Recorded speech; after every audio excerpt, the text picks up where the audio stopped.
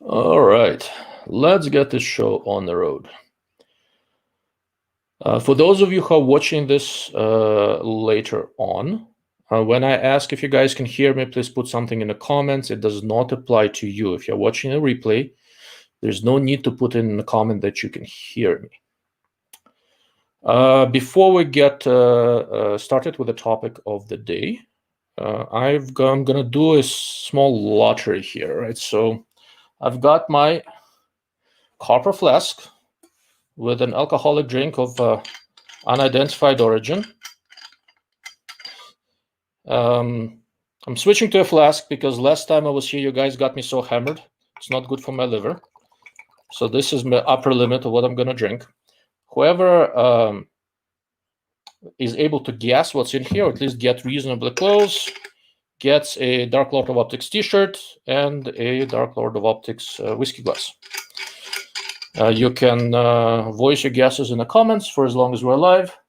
I'll go through them later, and we'll figure out how to get you your stuff.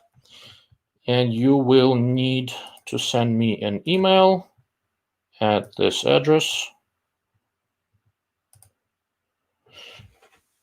if you happen to be the person who gets the closest. By the end of the live cast, I'll figure out who it is.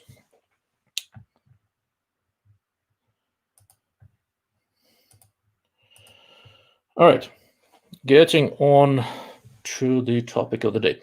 I had a bunch of requests to go and look at some precision reticles. My original intention was to go over a couple of my designs that I did for Meopter and March in some detail, and then open it up. If there's something else you guys want me to talk through, I can. But then one of the questions I got was, what do I think of BDC reticles? And generally, of most BDC reticles, I don't think very highly. Except there is one exception, the DTR reticle by David Tubb. I was going to talk about that, and then it occurred to me, well, that the best person to talk about David's reticle is David, and he graciously agreed to stop by and talk about the reticle and answer some questions. If you've been living under a rock and don't know who David Tubb is, go do some research. I ran into David a few years ago purely by accident at a SHOT Show, and he's been very gracious answering my silly questions ever since.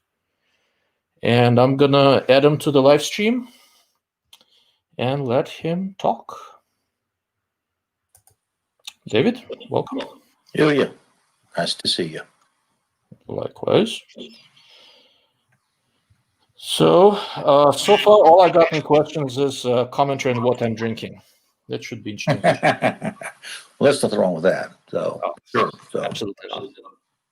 Well, you know, the DTL reticle was designed and then upgraded. And the concept is there are no mills and there is no MOA. There's the distance you're going to shoot, whether it be yards or meters. It can be operated in either one, depending on specific bullet, as we say, BDC, a bullet BC range and a velocity range. So you're going to call your effective hold point in yards. You're going to hold a corrected hold point in yards based on what your rifle is and what your conditions are.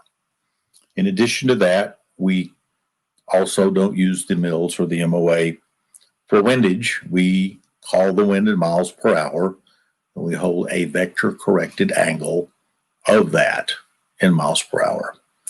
And really the long range approach was to have, and which we do, we have 5 different reticles. We have one for a 308, or actually we have 3 for a 308, but depending on the velocity range. And then we have one that we call a V2, which is for like 6XC, 300 Win mags, 7 mags, a wide range of calibers there. And then we have a 223 reticle. The design is when you put this on your rifle, and this is the fitted suit approach, I guess the easiest way to say it. When you put this on your rifle and you know what BC range your bullet is, you know what velocity range you're going to shoot. Then you assign your gun a number based on where it prints, let's say at a 4K DA, a 4,000 foot density altitude. And so if your shot out there was at 600 yards and it was a 4K DA, then there's a 6 in the scope. It's pretty easy to see. And then obviously there are wind dots. I'm a big dot person. I like dots. I don't like hash marks or lines, so on and so forth. With you on that. When you shot that 600-yard shot and you held 600, you're going to hit 600 in a 4K DA. But if it's not a 4,000 foot density altitude day, say you're in Virginia Beach, Virginia, and you're at sea level, say the ocean and 60 degrees, well, you have a little formula that's stenciled on the scope, and it says you take the gun number and you subtract the current, which is assigned. It was a 4 KDA, and you're shooting in a 0 KDA condition. So 4 minus 0 is 4. So you're 4,000 feet difference. And then out to the left at each yard line, starting at about 400 or 500 yards and all the way out, is a lazy number, a number that's printed on its side in the reticle. And let's just say that lazy number happened to be a 6 at 600. So 4 minus 0 is 4, and then 4 times 6 would be 24. So that's a positive number. They can be negative. So that 24 yards added on to your effective hold point of 600 would be 624 yards. And that's the difference between the density of the air as you shot at a 4K DA scenario as opposed to a sea level condition. So the time of flight of the bullet is slightly less. But let's just also interject in there, if there was a 5 mile an hour wind, then from left to right, so you'd hold the center set of dots into the wind, and the first dot to the right would be 5. Well, you would hold the same 5 mile an hour wind at the 4K DA as you did at the sea level shot in Virginia Beach. The only difference is the bullet's going to strike 24 yards further down the reticle, because that's your effective hold point. And so you'll have obviously slightly more elevation and slightly more wind because the dots obviously spread out. The other really unique thing about one of many of the DTR reticle is that we accommodate for the gyroscopic properties of bullet flight. And every other reticle on the market is square to the world, right angles. But if you look at the center as you go down on the reticle, that's truly, if you run it out far enough, a parabolic curve. And it's accounting for a right-hand twist, spindrift, precession, however you want to call it. And then additionally, if you look at the dots, and if let's just say you pick the 10 line, and you can see that the 0 in the middle, which would represent 1,000 yards, let's say, the 10 to the right is definitely in a lower level plane than the 10 on the left. So not only are we accommodating for gyroscopic properties of bullet flight based on the spin of the bullet, but we're also accounting for what they call crosswind jump or aeronautical jump, which means that if you have a wind from one direction, not only is it going to drift your bullet, it's going to either lift your bullet or make it sag as such. And so this reticle is accommodating for that bullet flight phenomenon when everybody else is doing it with a square one. They want to slave you to a ballistics program, let's say, or a kestrel. And it may or may not, depending on what you're doing, accommodate for that. But that's the difference between a hit and a miss when you get out. Interrupt with a quick question. Sure. So when you're talking about the gyroscopic stability, are all of the barrels out there with the barrel? Is the barrel twist going the same way? It's all right-hand twist. Are there any left-hand twist barrels? Yeah, absolutely. There was one factory in Pakistan that made 303 British Smellies, I think they were. Mm-hmm.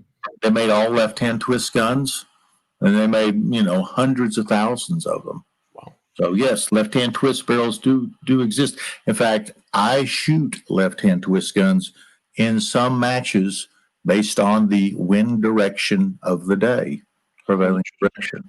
Because I have found if you go into the white paper, which is the DTR manual, and you read it through, and then look at the addendum section at the back, you'll see there's an article in there. When I shot right-hand twists against left-hand twists, same caliber, volley fire, and it was a very interesting experiment. And I did it every time I did it, I got the same result. So I shot it with a reticle like this. Mm-hmm. But imagine that you had on a left-hand twist gun, we just put the reticle in backwards, so it would work that way. And then we worked with milled-out reticles, and we got the same results. So interesting. Anyway, but the one shown here is for a right-hand twist barrel. That is correct. Excellent. Yes. Yep. So since David mentioned the reticle manual, I have one here. It's a few pages that you guys should read. After the live show, I'll put a link under the video so you can see it. I found it extremely educational. I highly recommend it. Sorry for the interruption. Please go ahead. It's okay. But what this does is this lets you walk out in a field and make an accurate shot to 1,000 yards, knowing what your elevation is. Obviously, you knew what your rifle number was, knowing what the elevation is and what the approximate temperature is. And, we on the scope, it comes with a a density altitude graph etched on the bell. So you're able to get, if you can get your DA within 500 feet and up, you can do that about 99% of the time, then you have an accurate enough information for a 6-inch target to say at 1,000 yards. And it is so fast once you learn how to use it, simply because you're not looking back and forth. You're staring through the scope and you're solving your ballistics equation for your effective hold point. Very interesting.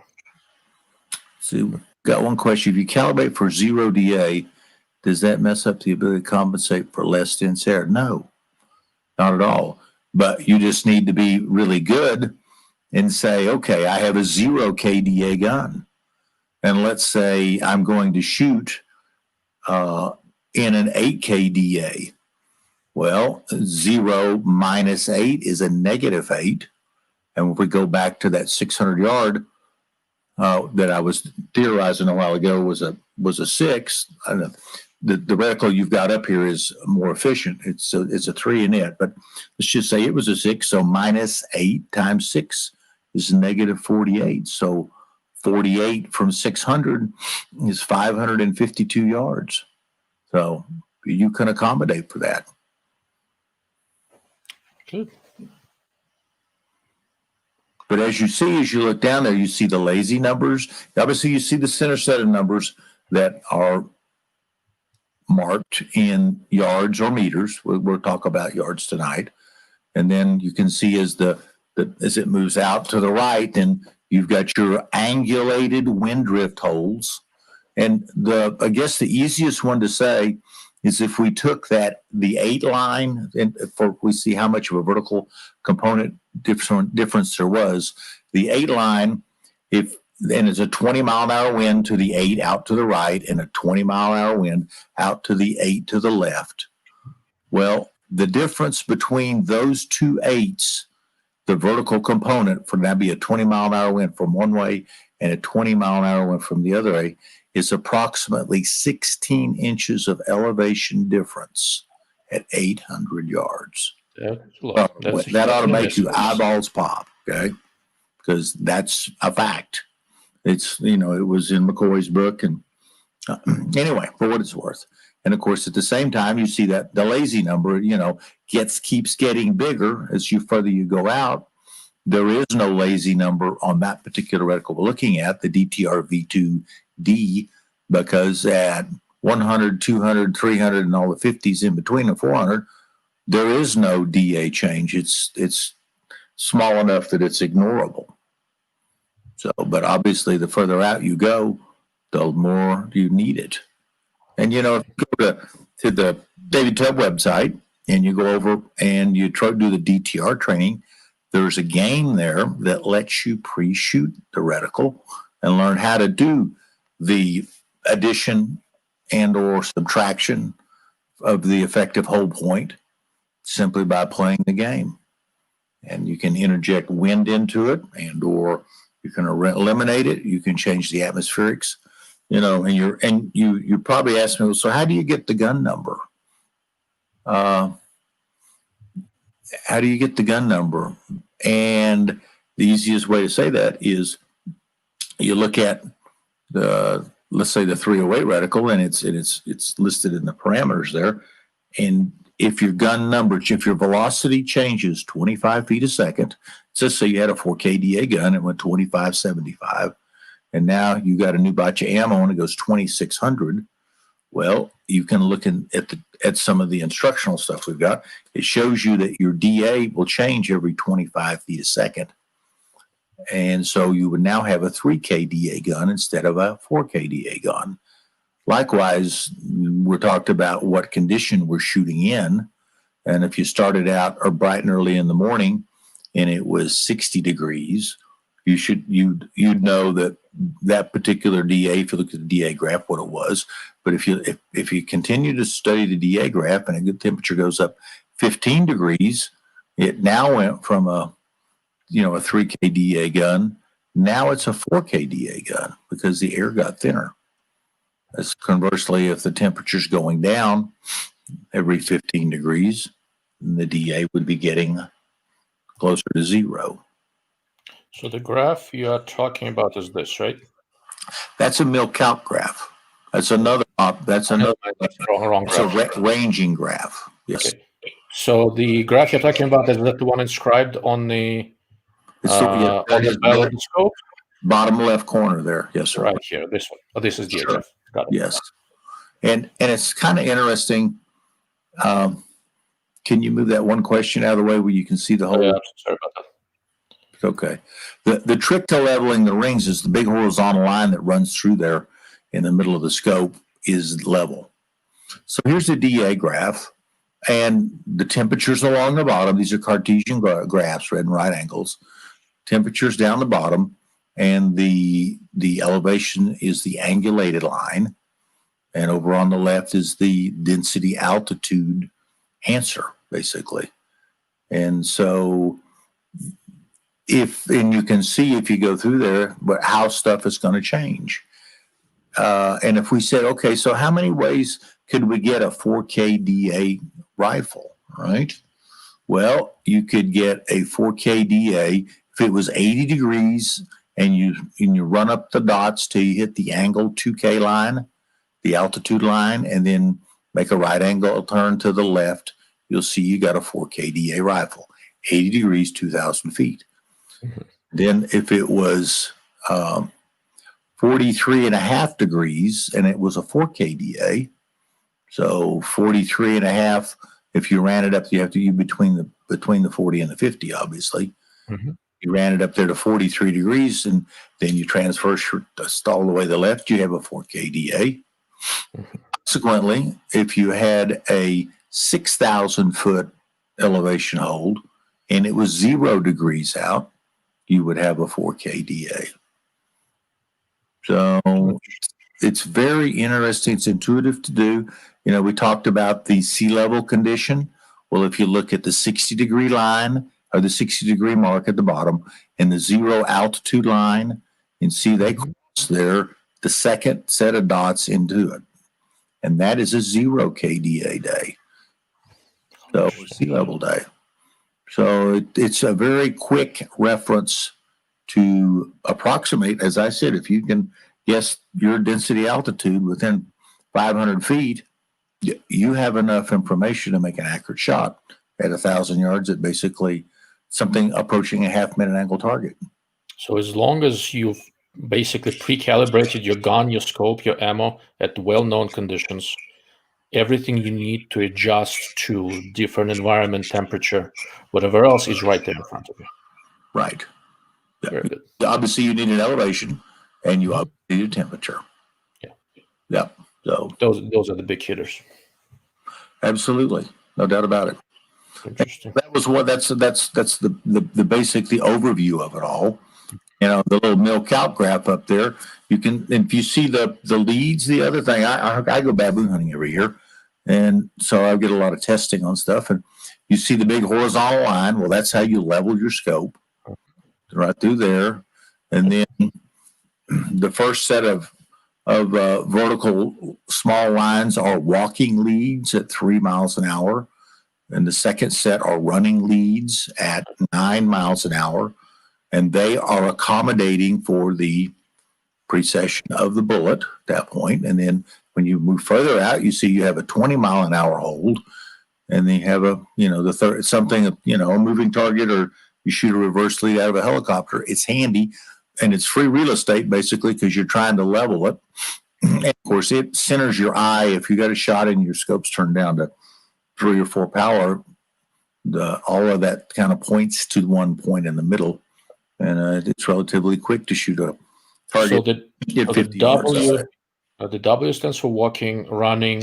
Yes. 20 mile per hour movement, 3, 4, right. 5. Yes, 30 mile an hour, 40 mile an hour. Yes. Okay. So that's basically for a moving target. Yes. Car going 50 miles an hour. Something. Sure. And then we have 2 ranging graphs in here. We have a milling scale over on the left, which is number 2. Okay, let me see. And I never liked milling. I never liked milling with dots, so we used isosceles triangles. So you'll see there's the 3 to the next one above it's a mil, and the next one above it's a 1. Those are 1 mil spacings, and when you get up to the little right angles, those are 1/4 mil delineations. And so the way that you would use it is, let's say we have a target that is 1 mil tall. It's a 2 foot tall, 1 foot wide target. Okay. So it's 2 feet tall. So how do you use it? Well, once again, you milled it, and it covered one space in the milling scale. And so now you would go to your mill calc graph, and 2 foot tall target. Oops, that moved too fast. Sorry. It's all right.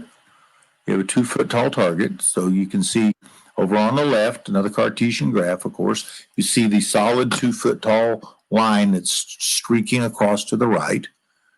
And you're going to run it and then see where it intersects the 1 mil line, okay? The angulated 1 mil line. And at the point in time that those two intersect, which appears to be at 700 yards, you work your way straight down, and there's your answer. Very cool. That's very nice. And so that's all edged right in front of you. You never have to look away from the scope. That's right. Now, in the subsequent DTR V2 reticles, I put the mill calc graph at the bottom. But because a lot of people use rangefinders, at this point in time. So, but that's another very useful tool. And of course, we make a meter scope, and it would accommodate it. That would be all the answers. Obviously, down the bottom would be in meters. So, but that's another useful feature that you can or can't use if you want to. And of course, instead of using that, if you go to the number 6 area, you'll see we have a 1 foot tall ranging graph there. And it's the same. Can you make it a little bit bigger, Ilya? I'm trying to. Hold on. My computer is not cooperating. Oh, there we go. There we go. It's not too clear on mine, but anyway, you see the bottom line, and you put the target on it, the bottom edge of the target. Can you see it now? The PDF, it runs out of resolution. There you go. And then whatever distance it to the, let's say it was 1 foot target wide, 1 foot tall, 2 feet wide. Well, you can measure it 2 ways. You would put the bottom of the target on the blank line there, just above the 6, and then see where you thought it split the target in 2, 3, 4, 5, 6, or 7.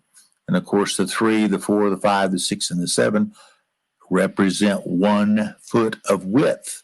So not only could you break the target in two, but you can edge to edge the target from the left side to the right side.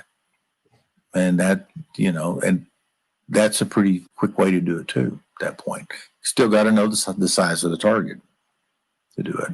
So, Interesting. But, So looking at the reticle, I see different shapes. There's a triangle, a rhomboid, a pentagon, right. Multiple circuits.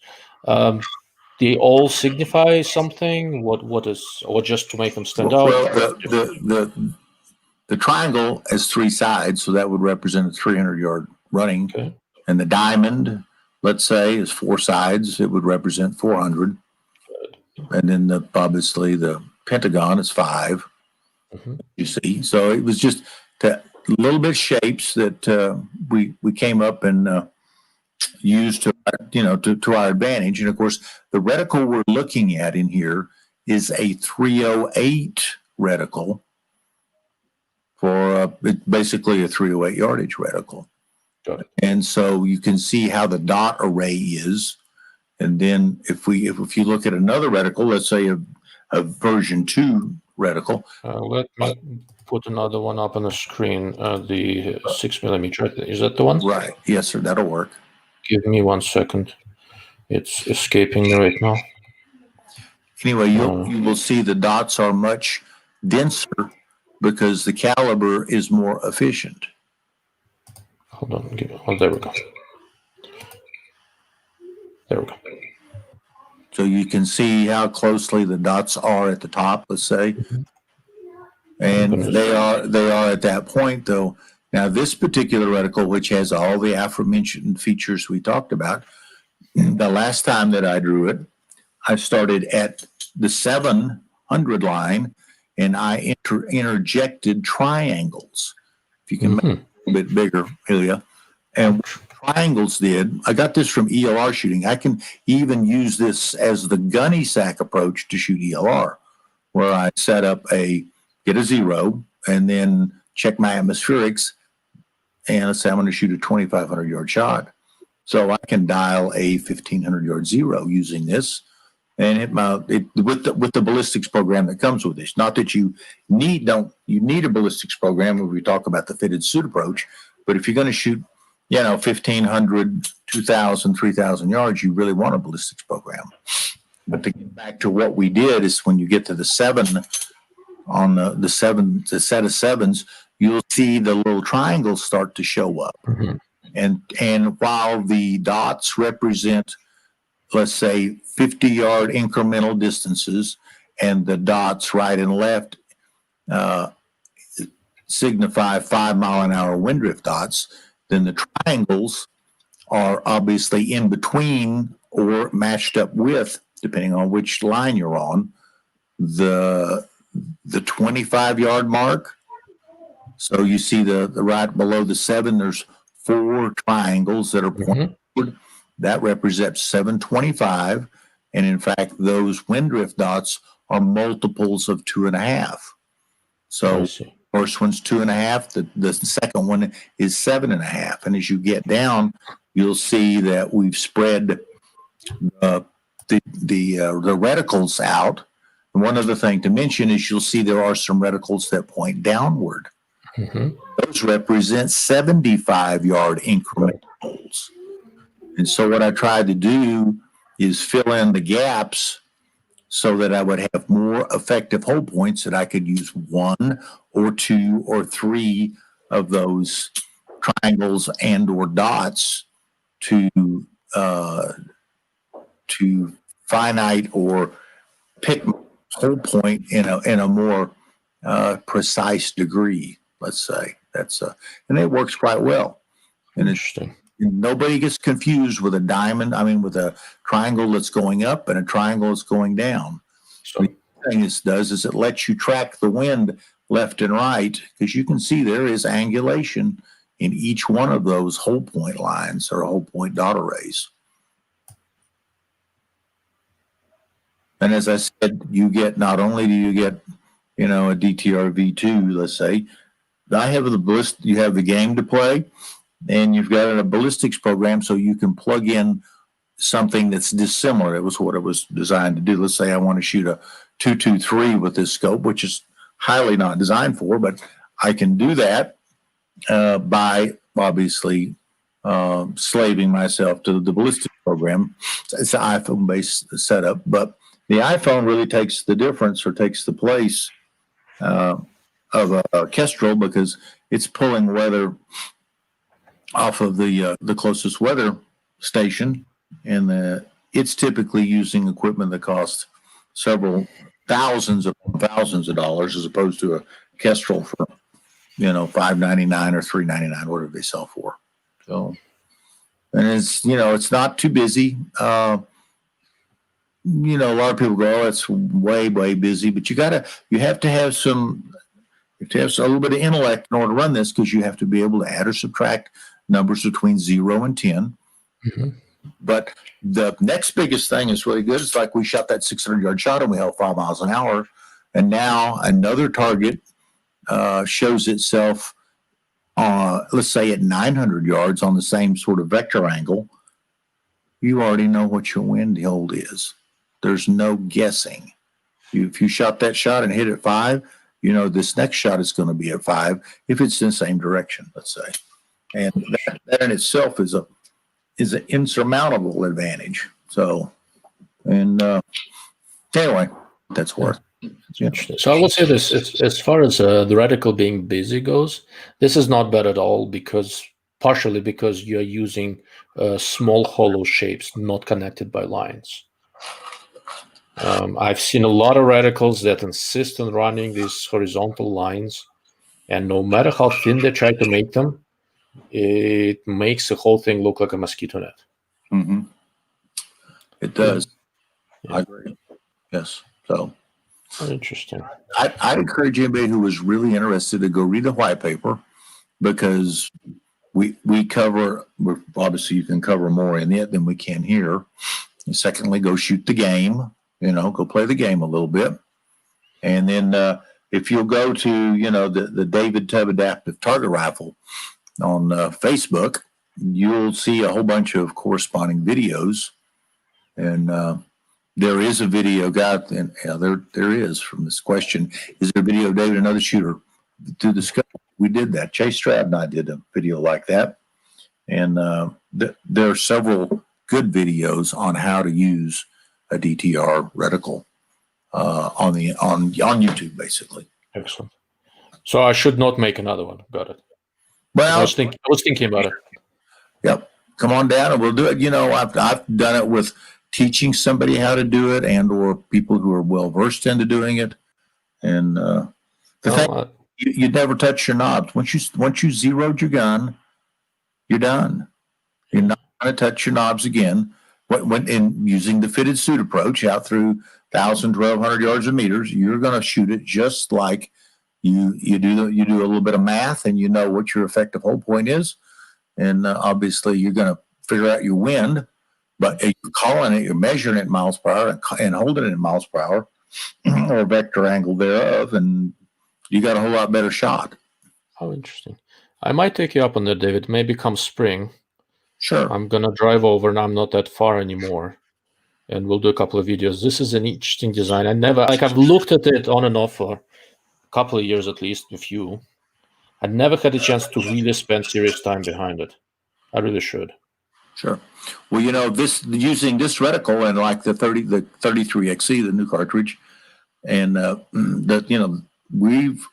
there's my son-in-law and I have held and lost and held again the ELR cold bore record shots, and so that means that this scope is, with its ballistics program, obviously shooting out there, say 2,000 yards or further, is equal to anything out there, other than some DARPA project, I'm sure.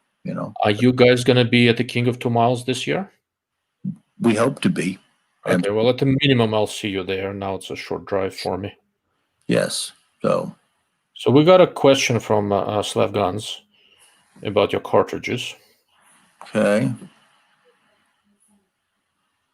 The Ruger Reaper 338 strong enough for, I would say it would be. It's designed for that bolt head to bolt thrust, and it's got obviously got the safety range built into it.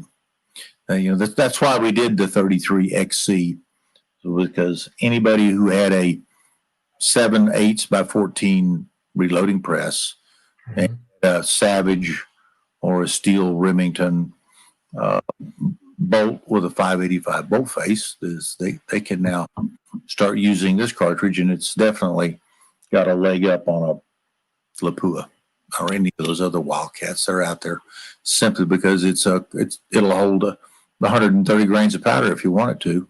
And so, from all that, the 33XC was the first one. Then we came up with 37XCs, and then I've got people. In fact, I've done one a 41XC.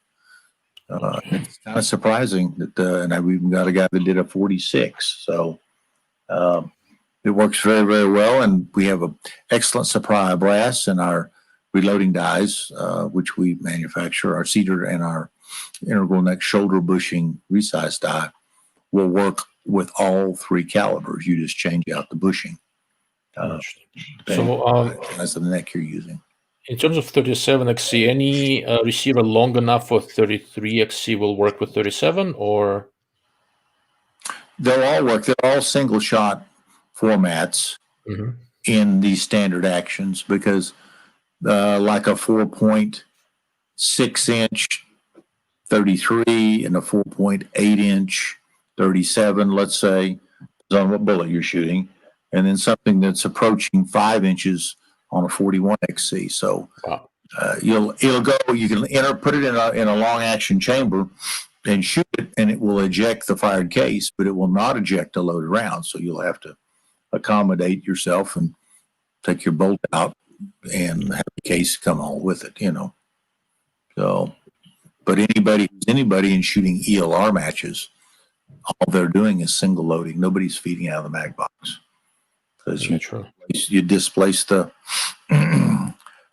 uniqueness of the product that you made kind of goes out the window when it gets a bent tip or a big scratch on the side of it. So to answer the question that's on the screen, no, you should get David's rifle to do justice to this caliber. I like that one. Yeah. Well, I try to pursue stuff that has my interest, and I only want the product that's the best, and consequently, that's what some of the stuff that we've done and continue to do, it's quite unique. It's this reticle is definitely out of the box thinking, and the fact that the gyroscopic properties of bullet flight are accommodated in this reticle makes your hit probability go up significantly on a first round hit anyway. No. So I will add one of the projects I'm working on right now for other things is I'm experimenting with shooting fairly far away with subsonic bullets. And what I found is that all of the different ballistic calculators that I had access to did not predict that terribly well.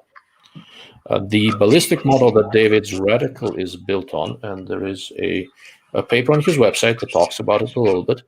There is an available calculator online, and I've been messing with it, and it is closer to what I am seeing, trying to shoot the pedestrian 300 blackout to 800 yards.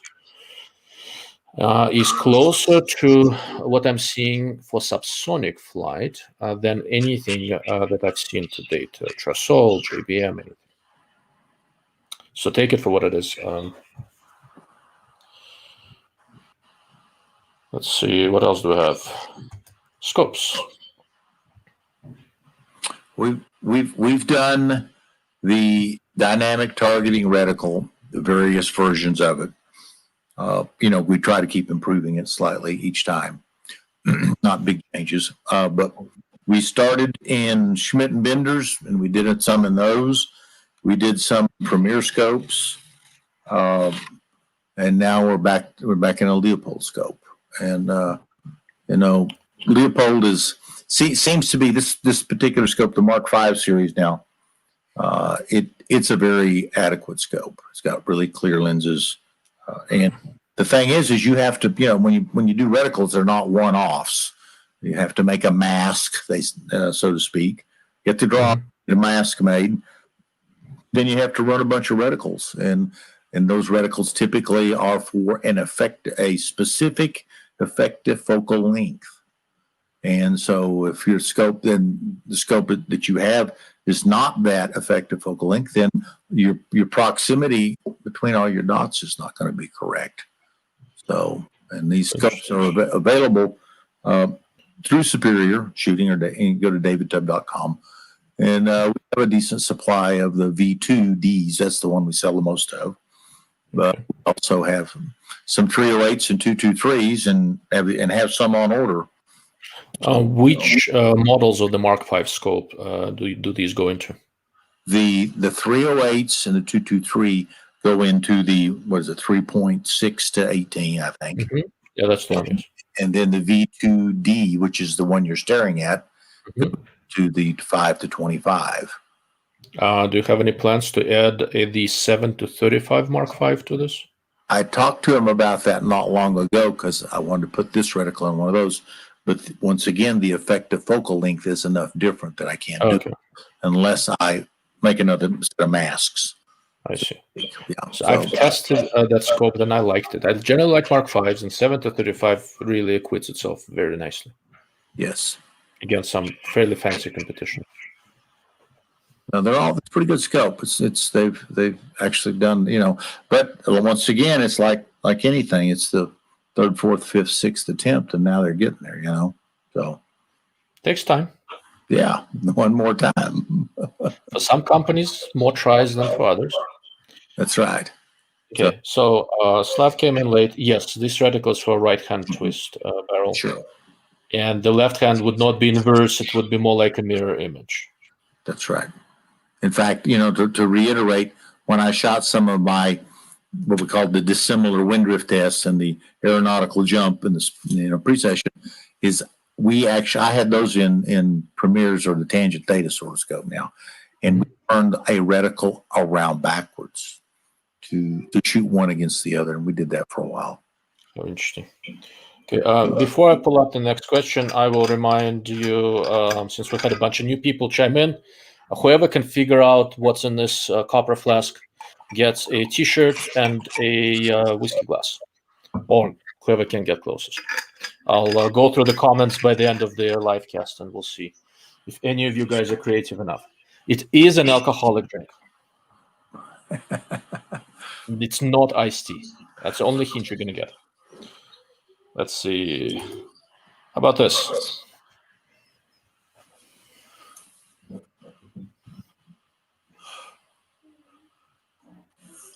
Well, we developed I used to coat bullets for Sierra. We coated molybdenum disulfide, Molly. And Molly is a lubricant. I remember a test that Rofus had. They had 2 6.5 by 55s, identical as best they could make them. And the report was printed in Slavic or whatever Norwegian it is. And they figured out that the bare bullet shooting gun quit shooting in this test tunnel, I think at 3,500 rounds or 4,000, something like that. And the gun that they fed the Molly bullets to was shooting groups, and it started out not shooting as good as the bare bullet gun to begin with.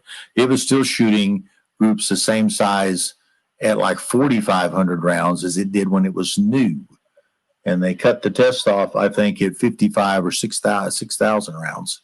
And so the bullet lube craze, if you want to call it as such, actually is still around and is still worth looking for. And to that end, I sell a thing called a TBN. It's a Tubb boron mix of stuff that I think that works real well. And I've changed it and so on and so forth. But in that is the stuff that they call Tubb dust. Now, it's not the Tubb dust is really not a bullet coating, it's a powder coating.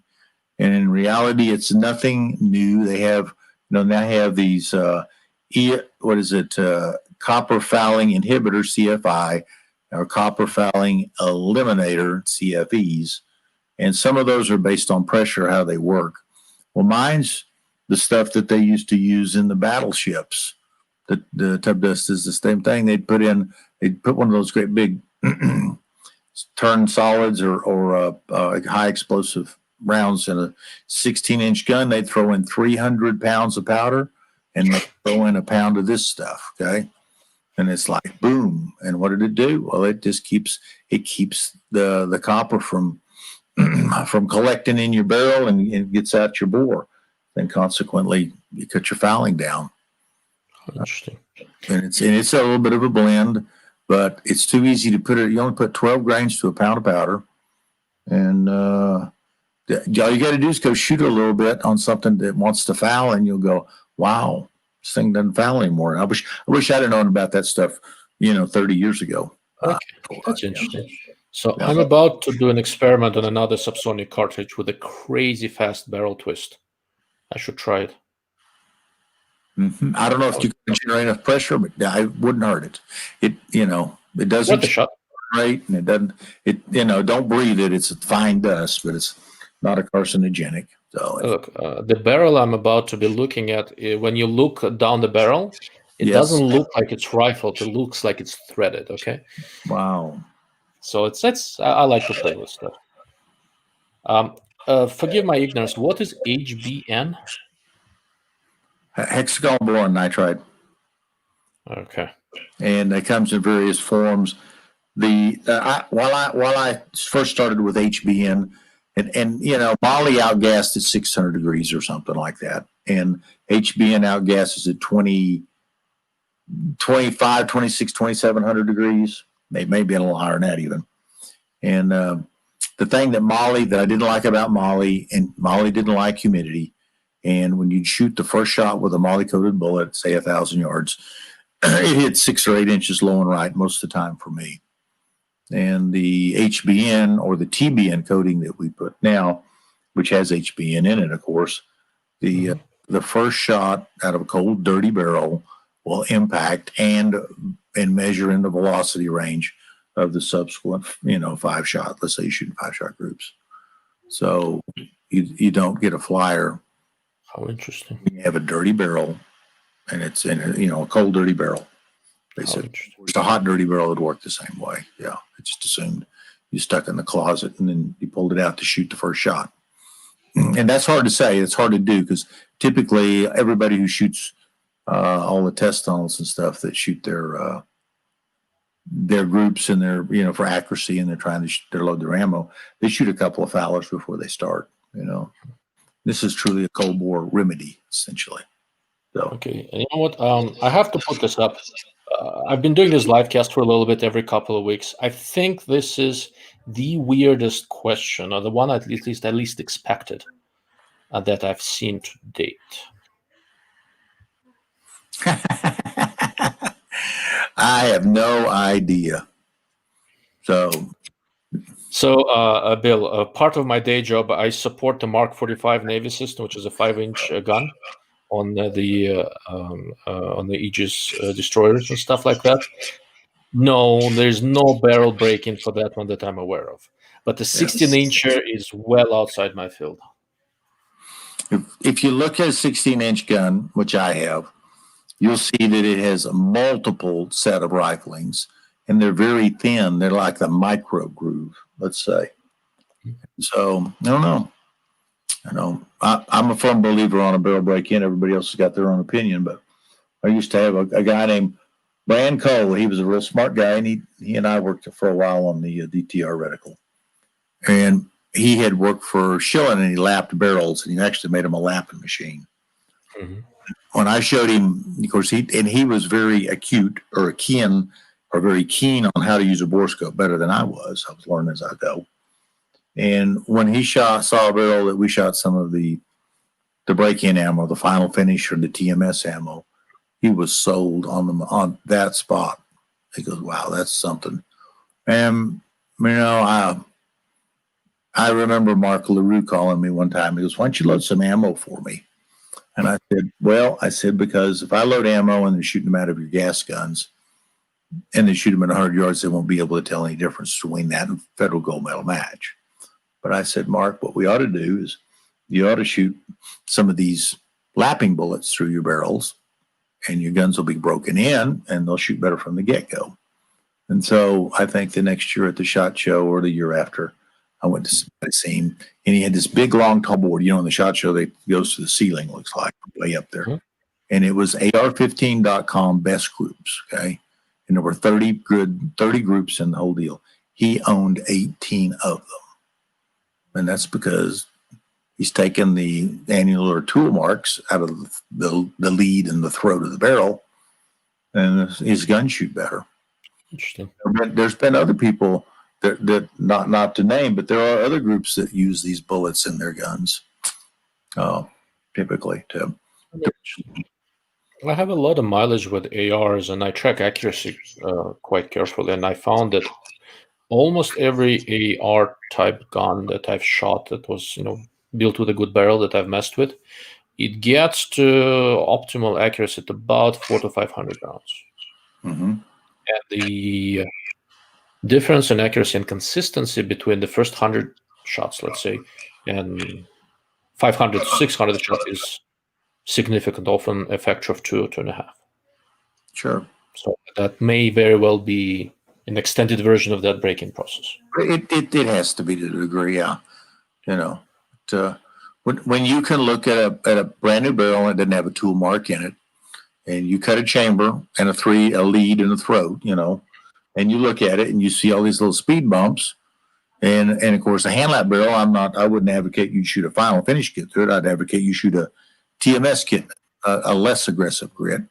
Shoot a half a dozen of them, and look at your lead and throat again with a scope, and you'll see that about 98% of those annular tool marks are gone.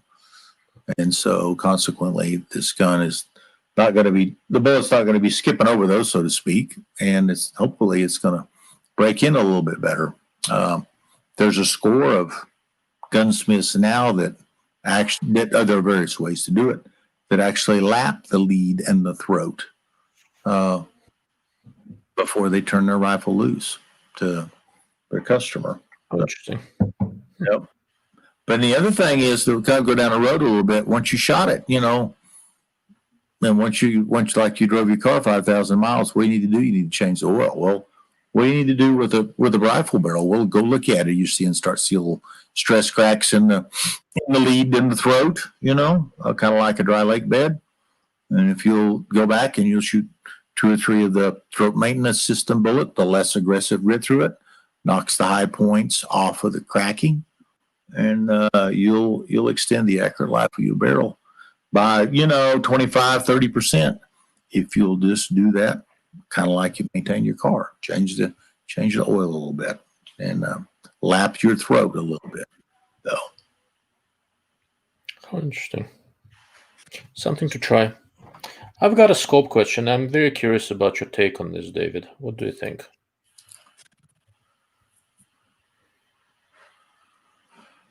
Oh, I guess if money wasn't any object, I don't know. Hindsight's really good. I guess that the zero compromise is really, really good. But the gold standard for a long time was the Schmidt and Bender. Every time I got a scope in or got scopes, I have a place where I checked them, and I'd put a Schmidt and Bender out there and run it against them all. So of course there are all kinds of scope makers now. Oh yeah. If Yes. you got to choose, what would be the best scope you've seen that you'd want your reticle in? What would that be?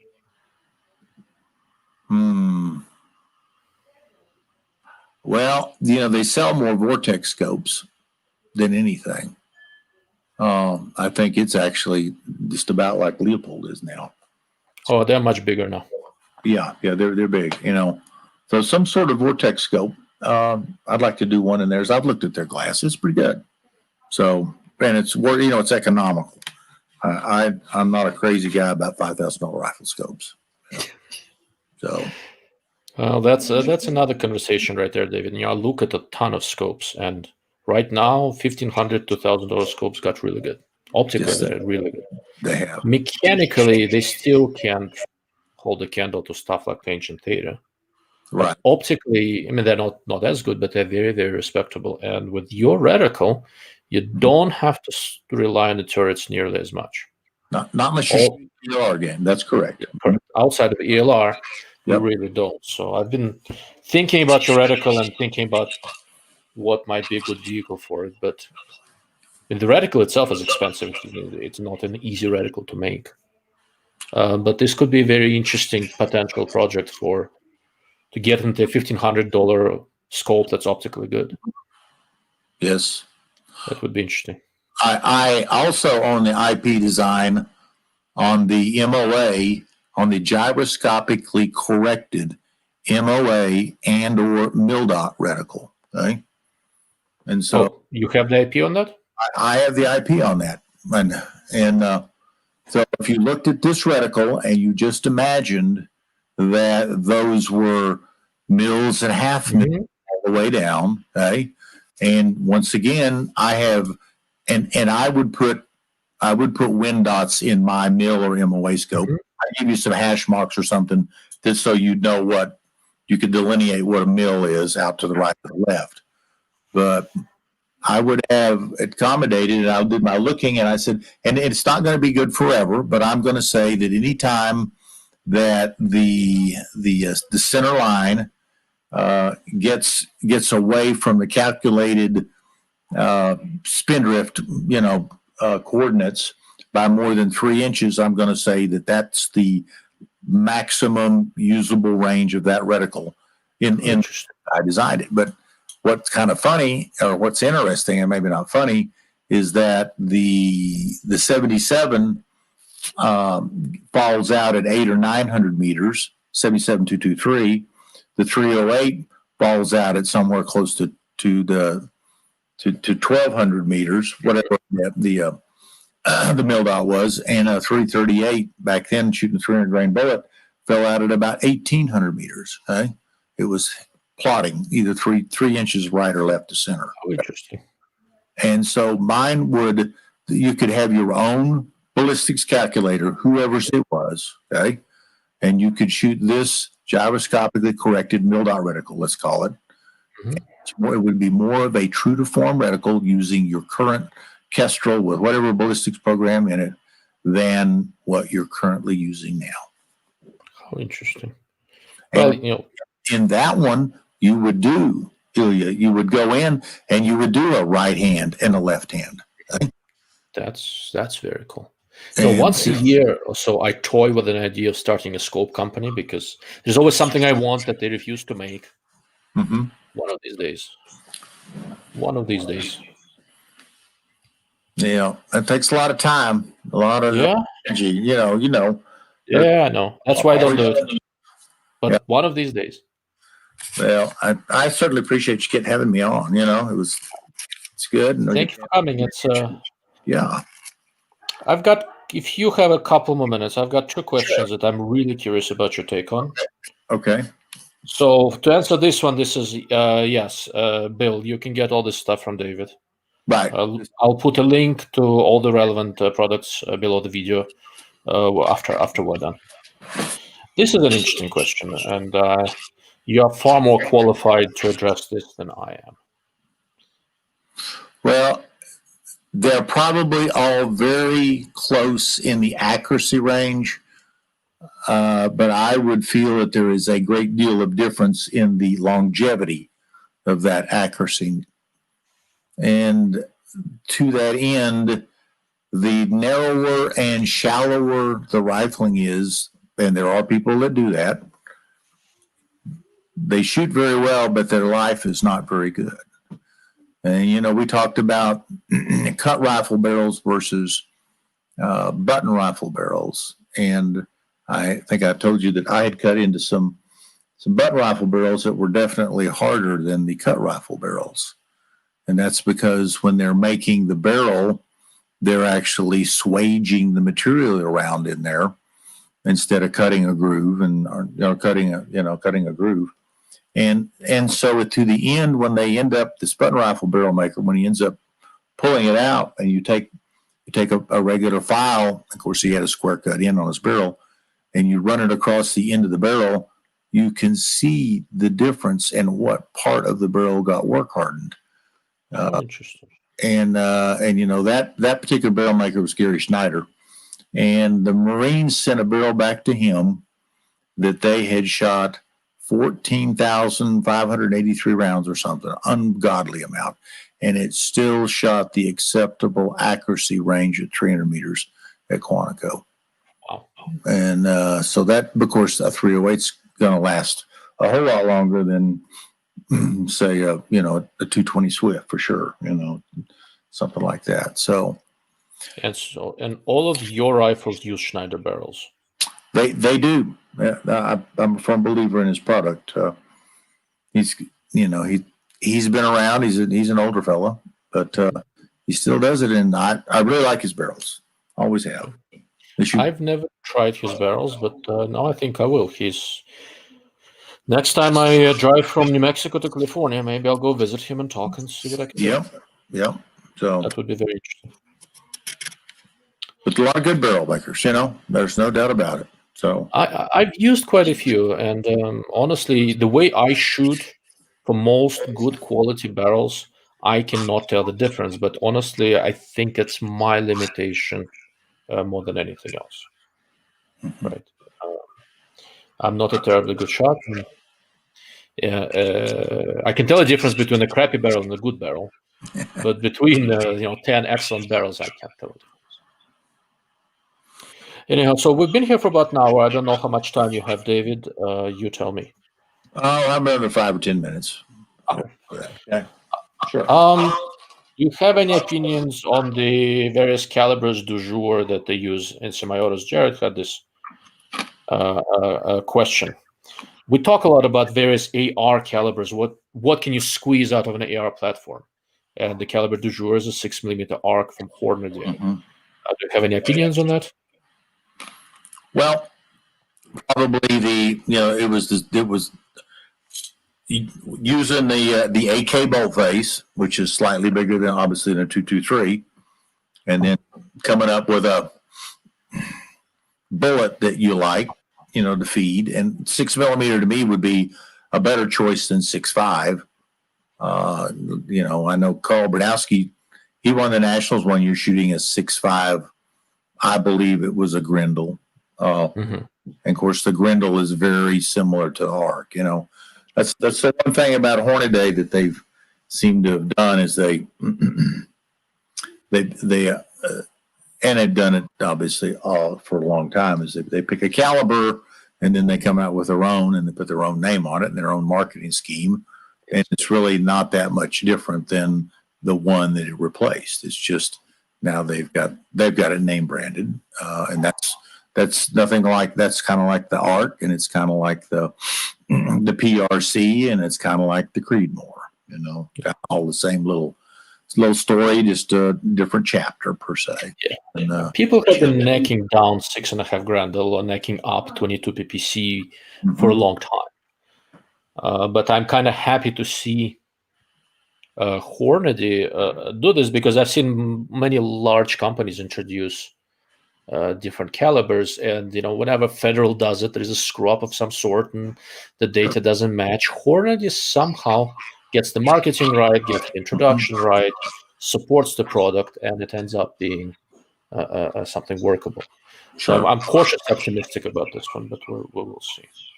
No, well, they've been very good at it. Not to beat the band, but we came up with the 6XC in like 04. And then the guy asked, why did I do the 6XC? Well, it stands 6XC across the course. So I wanted a gun that I could shoot standing and sitting and rapid fire and prone. And it fed well out of the mag box, and it bucked the wind terrifically, and it didn't kick very much, So that was the whole concept behind a 6XC, which, the 6XC is responsible for the birth of the 6.5 Creedmoor, because at Camp Perry they had some cottages down the road. There are timeshares, and it just so happened that the Creedmoor bunch, who made shooting coats and stuff, a guy named Dennis DeMille, was staying next door to the Hornaday bunch, and Dennis was shooting the 6XC. In fact, I think he won that year with the 6XC. Mm-hmm. And so that's kind of how the seeding proceeded to go down the road because I shot all those calibers. I shot a 7XC and a 6.5XC and a 6XC, and in my development work prior to obviously the Creedmoor by a few years. And without a doubt, the 6XC is the better choice for what that's worth. So, in my opinion, yeah. Very, very cool. I will say this. So if you go to a website of any large ammunition retailer, the only decent caliber they still have in stock is 6mm Creedmoor. Don't know why. Everything else is sold out. That's interesting. Yeah, I was very curious. I'm waiting on this new impulse rifle from Savage, and I don't know what caliber they're going to send me. If it's something I have, I'm in good shape. Right. Otherwise, I have to figure out where to find ammo. So I did a review of everything out there, and it's basically dangerous game calibers and 6mm Creedmoor. I have no idea why. But I was very curious why, when they came out with 6.5 Creedmoor, why they didn't go 6 right up front. That did not make sense to me. But well, I'll tell you why it didn't make sense, because I had sent my case drawings to Hornaday a year or two prior, having them quote me brass with my head stamp. Mm-hmm. And I believe that the similarities between a 6XC and a 6 Creedmoor are enough similarities that they were cautious about, stepping on somebody's toes, so to speak. So not accidental. No. So that's why it came out later. So, and it's interesting. I watched like the PRS stuff. This is another little thought process. Now they've got a new cartridge, the George Gardner came out, called the 6GT, which is a little bit shorter than a 6XC, and a 6XC is a little shorter than a Creedmoor. So on it down. And they're doing it all because they want it reloads really well, but they're doing it because they're all carrying around rifles that are decently heavy, and they just want to, it's sandbag bench rest. That's pretty much the way you call it. Nothing wrong with that. You just learn how to build position and shoot it. So to me, the next one, if I were going to go play the game, is I'd move myself down to a 22 caliber, because now you've reduced your recoil another 10 or 15%.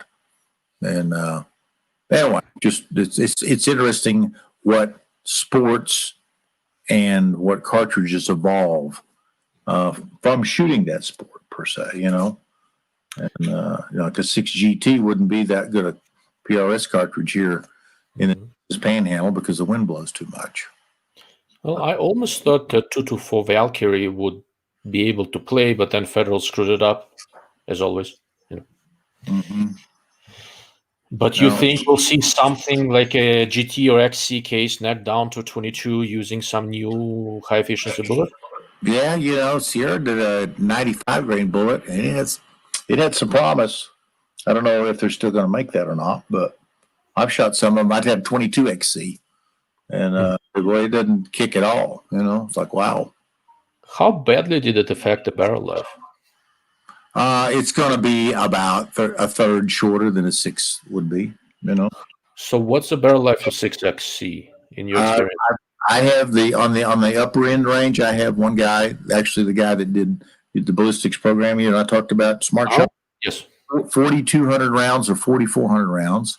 Wow. Chase Stroud shot one 4,100 rounds, I believe it was, and had the acceptable accuracy. The cyclic, so on and so forth, and the powder they put through it makes a difference. How interesting. And of course, the TMS makes a difference, as you go. So is that with the Schneider barrels, or were they using something else? No, they were both Schneider barrels. Okay. Which I think you're telling me lasts longer. I think they will. Okay, so you've convinced me. Bartman has some new barrel steel that's supposed to make it last longer, and I'll doubt that might not be the case too. Interesting. Yeah, both of those were over 4,000. It's like wow. So Look, I'm not a particularly good shot, but I spend a lot of time shooting, right? And I'm the only person I know who managed to wear out a .308 barrel and a few others. So I'm looking at different calibers to play with.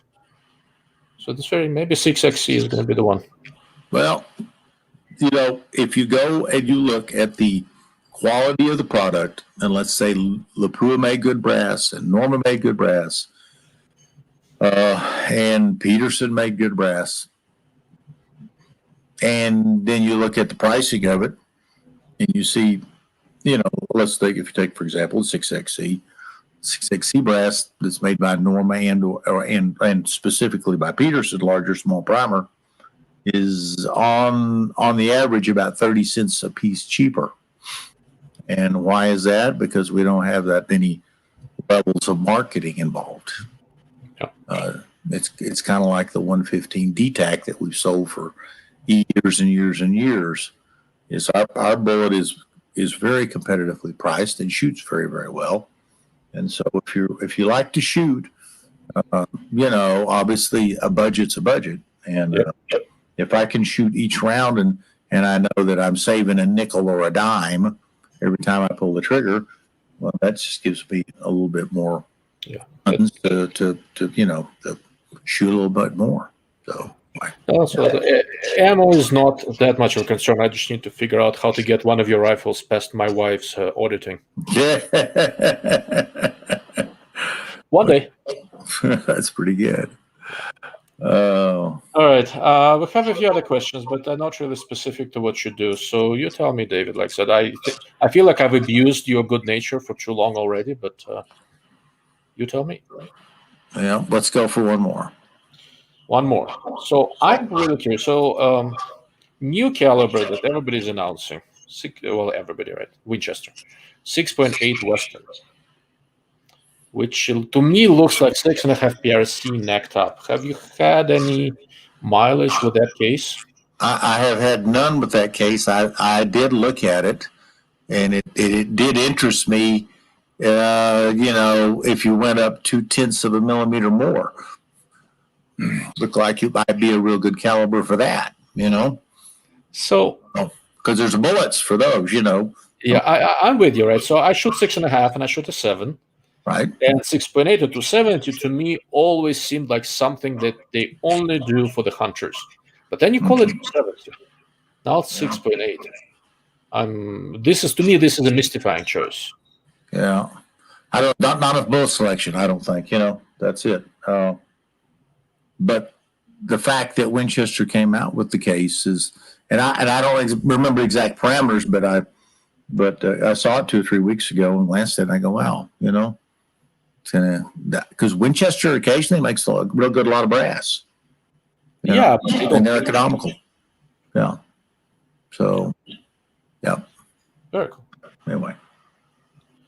All right. So David votes for 7mm PRC. I'm with you on that. I like 7mm. Have a soft spot for them. Mm-hmm. Absolutely. That's the one little market that hasn't been sort of overrun, so to speak. I think. Wait a second. They're announcing it tomorrow. What, 7mm PRC? I don't know. That's he'll put it in the comments. But no matter if they're announcing it tomorrow, we'll know in a few hours. Oh yeah. Well, I'd like to see that. Yeah. I would be interested. I'm deliberating about the new long range rifle, so I'm going right now through the calibers, trying to decide what I want to do. Well, the thing to keep in mind, obviously I do 6XC and I make the dies and the resized dies and CDers, and I do the 33, 37, 41. And in my opinion, all of the manufacturers for people that want to actually reload stuff, when you size that piece of brass, not only do you want to size the neck down and push the shoulder back, but you want to make the base smaller. Needs to be at least 1,000 or 1,000 smaller. And the commercial die makers typically won't make a die that's that tight because they don't want a lot of them come back where people got their case stuck in it. Right? But there's absolutely no question that if you'll small base the case in conjunction with the rest of the, moving stuff back and around, you'll shoot better groups. How interesting. So anyway, so keep that in mind. That's why 7 to me is a good one. To me, a really, really good caliber would be something like a 300 WSM, but with not a 45-degree shoulder, say a 35, and with a neck that was another 150 thousandths longer, or 200. So that's actually a caliber I have a takedown Browning BLR in 300 WSM that I like very, very much. Very nicely handling them. But that way you would load that cartridge to a long action, or if you were shooting like a rifle of mine, a Tubb gun, which is an intermediate cartridge, you'd fit in there very well. So you could shoot the heavyweight bullet seated at the proper length to feed out of the mag box and to utilize the case capacity. And now you've actually got something that's going to be, it's going to work very well. Let's put that away. So, yeah. I have an idea. I need to convince Guns and Ammo to let me do an article on your rifle, then I'm justified in buying it. There you go. That's a good plan. They haven't done an article on you in a while. I think I can do it. No, you probably could get that done. Yeah. Excellent. All right, David, thank you very much for your time and for coming on. I really, really appreciate it. Absolutely. And talk to you and hope it helped. I'm for making everybody try to shoot better, get have products that actually work and that help them enjoy their sport, because that's what it's all about. Right. So. That sounds like a good plan to me. I'm here to confuse everyone, so you're probably helping. Yeah, I'll have a good evening. All right. Take care, David. Thank you. Bye-bye.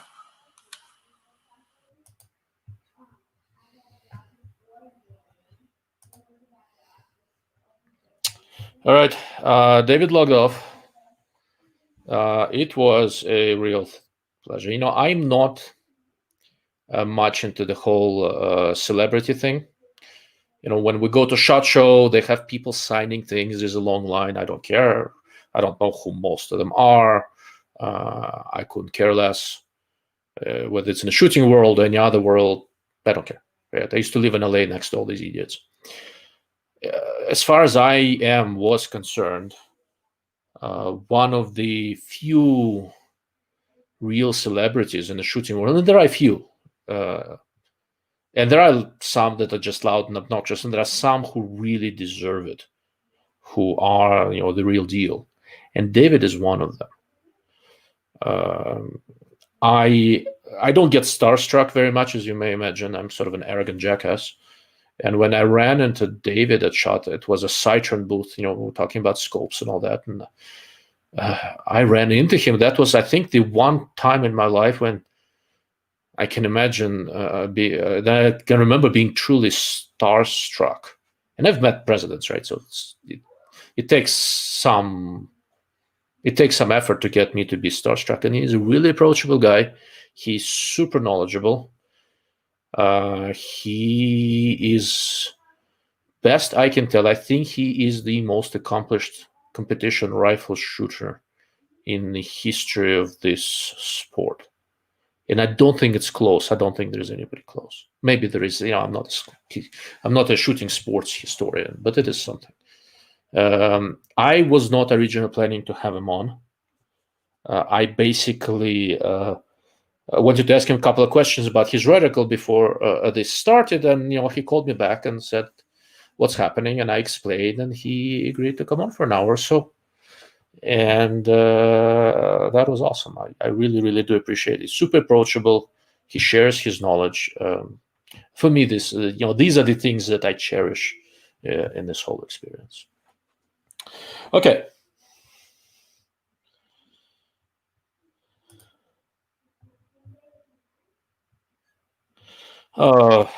Don't start me on that. Yeah, Brian Leeds is a good dude. I've met Brian. He's a really good dude. He's a very, very smart guy. David. There are a few of these guys out there, right? And then most of them are just good people. They're smart people, and their results speak for themselves. I'll ask him. I'm friendly with Jeff. If you're interested, I don't know if he's camera shy or not, but I can certainly ask him and see if he's willing to come on and talk about zero compromise scopes, or his history with Nightforce. I don't know how much he can talk about. They didn't really part in a nice way, but I can try. So here's a part, guys, where I need some input from you. We've been here for about an hour and 20 minutes. Do you want me to go over about some Miller-Redian, go over some Miller-Redian reticles, stuff I designed or somebody else's? Should I, you want me to talk a little bit about what I like and dislike about David's reticle? You tell me where you want to take it from here, or just jump into the questions and go through them and see where we are.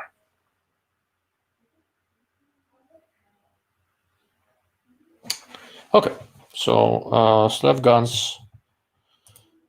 Yeah, I agree about Jerry Mitchell. He's another super approachable guy. I've chatted with him a little bit. You know, he's sponsored by Vortex, so I run into him at a Vortex booth here and there. He's a good dude. His speed is remarkable, and one interesting thing I will tell you about Jerry. You know, I'm about a 300-pound guy, and he's a much smaller guy than I am. When you shake his hand and he grips it, my hand completely disappeared in his hands. All you see is the wrist sticking out. That dude has hands. So, oh, I've got a visitor. Mr. Northwest Guns is here. Derek. Hey, Derek. That dude how's it going, sir? It's going all right. Oh, I've seen that T-shirt before. Oh, I know, right? Have you won the booze contest before or something? I don't know. I don't know. We'll have to see how it goes tonight. I got a BSB tonight, which is brown sugar bourbon. So we're gonna try that tonight. All right, awesome. See, I'm making another person into a Russian-style alcoholic. So there are a couple people had guesses. To reiterate, if you guess what I'm drinking, you get a T-shirt and a glass. And Lee, it's not copper-flavored bourbon. Brandy. Excuse me. I think Lee suggested it might be copper-flavored brandy, I believe. Where is that comment?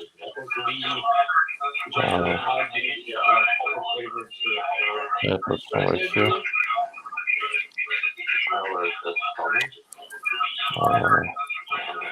Yeah, so Lee, here's a hint. It is not brandy, and I washed out the flask very thoroughly, and I don't see any unusual coloration changes. I don't think I'm drinking a copper solution. Okay. So let's see what we got. So, oh, Doug, is there a lot of echo? Or am I seeing... Okay, oh, Derek muted himself. Okay, got it. No, I had it playing over my TV on the Apple TV. Okay. Yeah, I shouldn't do that.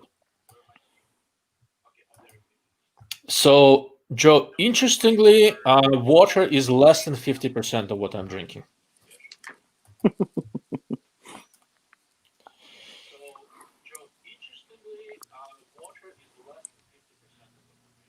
Okay.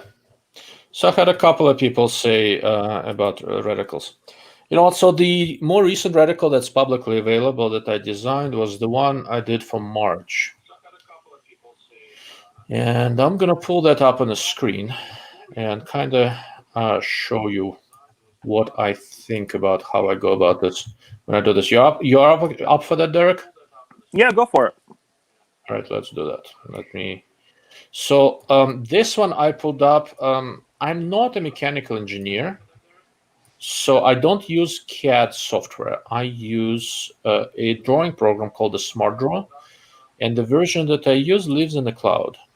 And what that allows me to do, because I travel for work quite a bit. Sometimes I have my own computer, and sometimes, why am I not seeing this? And sometimes I have, my personal computer. So this thing lives in the cloud, and I get to use it.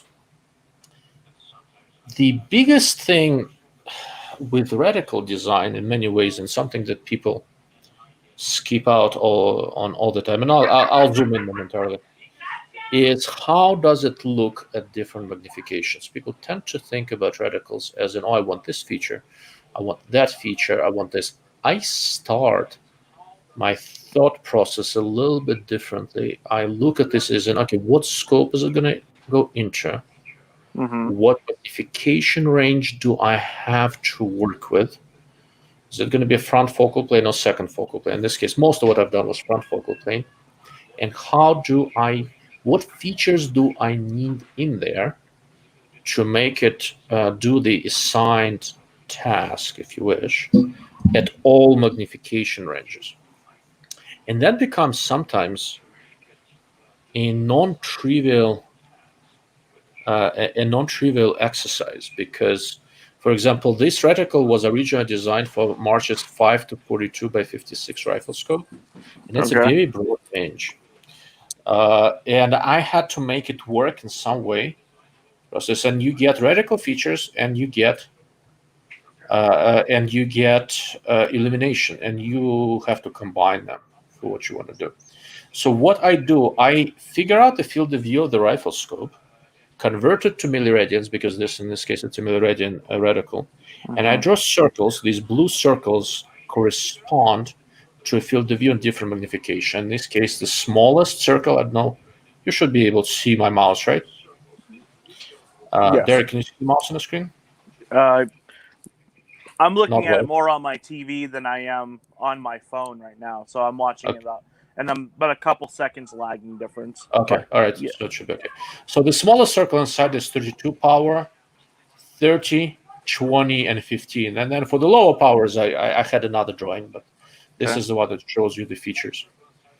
And this becomes very instructive for me, because I'm trying to figure out how do I aim with this thing. I'm assuming that the scope is going to be used across the entire range. I'm going to zoom in all the way to 42. And you should be able to see it better. Can you see it all right? Yes. The center. Okay. Okay. And it becomes sort of an interesting thing. This was a reticle for a precision scope that will occasionally double as a target scope, because it does go to high power, and March's high master optical system is impressively good. Okay. So I had two things that I had to do. One, in the very center where the primary aiming point is, on one hand, it had to be fine enough for really precise shooting. On the other hand, I had to leave enough open space in there for this thing to be not super crowded. And I had to find a way, when you zoom out to 5, 6, 7 power, you still have something to aim with. And that gets a little bit tricky. So the construct that I've been using in a lot of my reticles, so all of my recent stuff is really based around 0.2 milliradian gradation. So that your holes are almost always 0.2 milliradian. And the thing that seems to be saving my bacon is this little strange arrangement in the center. That's the only thing in this reticle that's illuminated. And when you're zoomed in, you have a fairly small dot. Then there is an open space for 0.2 milliradian. And then there are 0.2 milliradian hashes in all 4 directions. And that is my primary aiming point construct. And the reason it is made the way it is that when I am on high magnification, I have this fine dot to work with. Okay. When I am on lower magnifications, this shrinks with the new view and starts looking like a small cross. And what I found is that when you go low power, when the reticle is fairly small, for dot to be visible, it has to be a large frequency. But for a crosshair to be visible, it can be still comparatively thin and still work, especially if you can illuminate. Okay, this is all making sense, guys? It's making sense. It's just it'd be really fine when you're on the between 5 and 12 magnification. So I have two of these scopes right here that I'm looking at. And what happens is that on small magnification, it basically looks like a small crosshair, but the sides coming in start making it look a little bit like a number 4. And notice that there is this 2 milliradian in all directions from the center. The lines look a little different, and there is a small gap. That is intentional. The 1 milliradian hash marks are the same thickness as more or less the rest of the reticle, but all the other lines are thinner. Notice which that. is once again made to let you use it in a very fine way at high magnification. As you go to lower power, once you go beyond 2 milliradian, the lines get thicker. They're still not super thick, but they get thicker, where I can still use it even as the magnification goes down a little bit. Okay. Beyond that, there is nothing terribly exotic about this. I've got all the hashes are 0.2 milliradian spaced. All the dots are 0.2 milliradian spaced. Each 1 milliradian is a dot. Where I have the numbers, the number replaces a full milliradian dot. I don't like too much the numbers that stick out to the side until you get further down into the tree. Okay. There are several half a milliradian dot. In some designs, I've populated the entire tree with those. And I'm mixed in it. Some people like it, some don't. For this one, I decided to restrict them to being close to the vertical, so that I have quick half a milliradian holds and reference marks, but I did not push them all the way through the tree, simply because I want to leave enough open space to see things. Okay, that's kind of a judgment call. You can go either way on this one. On the horizontal.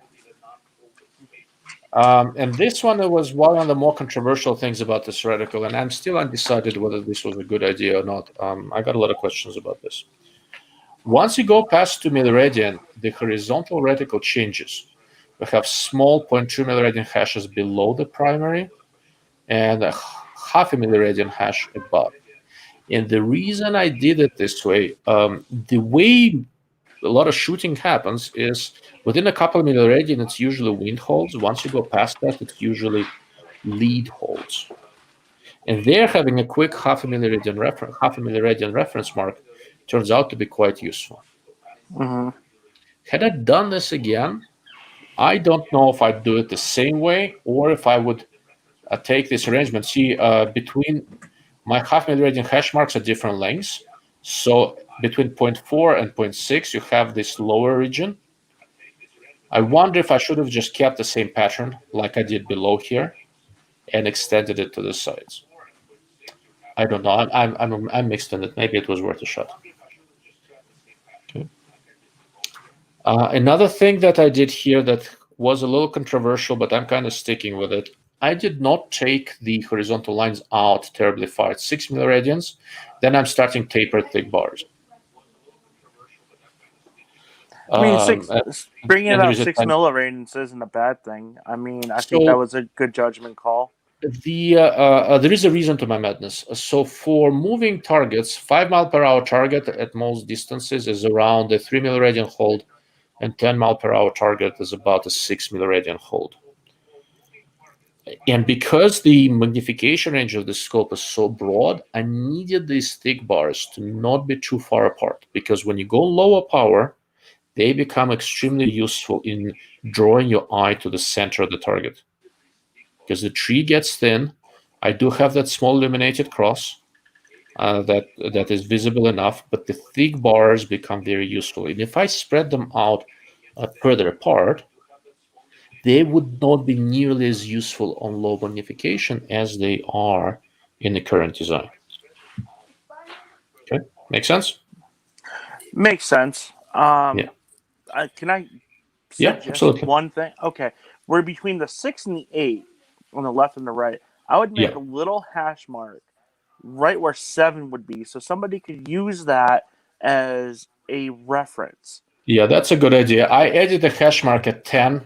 For some reason, I just didn't think of doing 7, 8, and 9. I probably should have. I would at least do 7 and have it somewheres like inside of where the reticle is coming in, like how you have it. That way they could use it as a reference point. Yeah. No, that's a good suggestion. Like I said, every reticle I learn, and I do this kind of analysis for myself, and I dig through it, and I do some shooting, and see. Overall, I'm happy with this design, and it seems to be doing well for March. But there's always room for improvement, and what you observed is one of them. Okay. I do like the half mil dots, though. I do like that idea. They become very useful. So I've done a ton of shooting with these scopes, right? I've done more shooting with this reticle and these scopes than probably anybody else. The design, the part of the design, and I end up using weirdly a lot. Notice that I have these half mil dots on both sides on all sides of the cross, below and above. And for quick corrections, when you took a shot and you missed, there is people always think that they only need to correct one direction because that's the bullet drops. But if you made a mistake, you may be correcting down or maybe correcting up. And I do not like trying to figure out how far off I was using just empty space. So what these diagonal dots will give me, if I missed in whichever direction, and I can see the impact, I have immediate. It's much easier for me to figure out where I am between this dot and this dot than just how far away from the center I am. It's much easier to figure out I'm halfway between them, third way, quarter way, whatever, or tenth. Okay. And it's the same reason you have a little bit of a tree extending above the primary. Okay. For the same reason, partly if I missed by a significant amount, partly I shoot plates a lot. If I've dialed into a 500-yard plate, for example, or 600, and I've got something at 700, something at 500, or anywhere in between, I may need to do hold over, I may need to do hold under. So I added just a couple of hold under references specifically for that, and they're proving out to be fairly useful. The one mistake I did do that I've found myself missing, I should have taken this vertical up. It goes up about 2 milliradian, and I should have taken it up to about 4 or 5 because that's where you usually see trace on longer shots.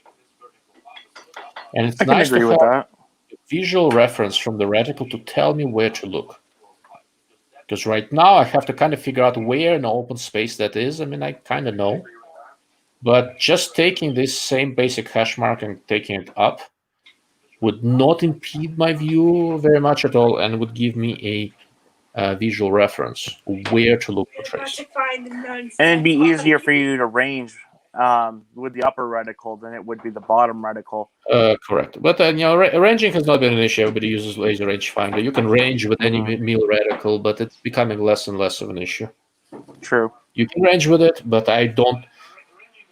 There are a lot of people who put these 0.1 milliradian hash marks into the reticle, and you have to ask them why. Oh, it's for ranging. How often have you ranged with the reticle? And how often did you need 0.1 versus 0.2 where you can figure out the center? So I don't like to complicate designs with too many things specifically for ranging.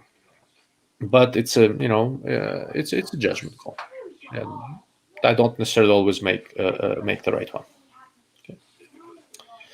So the one other thing that was a little bit unusual with this reticle is where the numbers in the tree are. So notice I'm using the numbers to replace the full milliradian dot.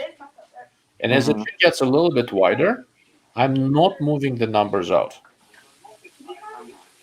I'm keeping them at plus minus 3 milliradian distance.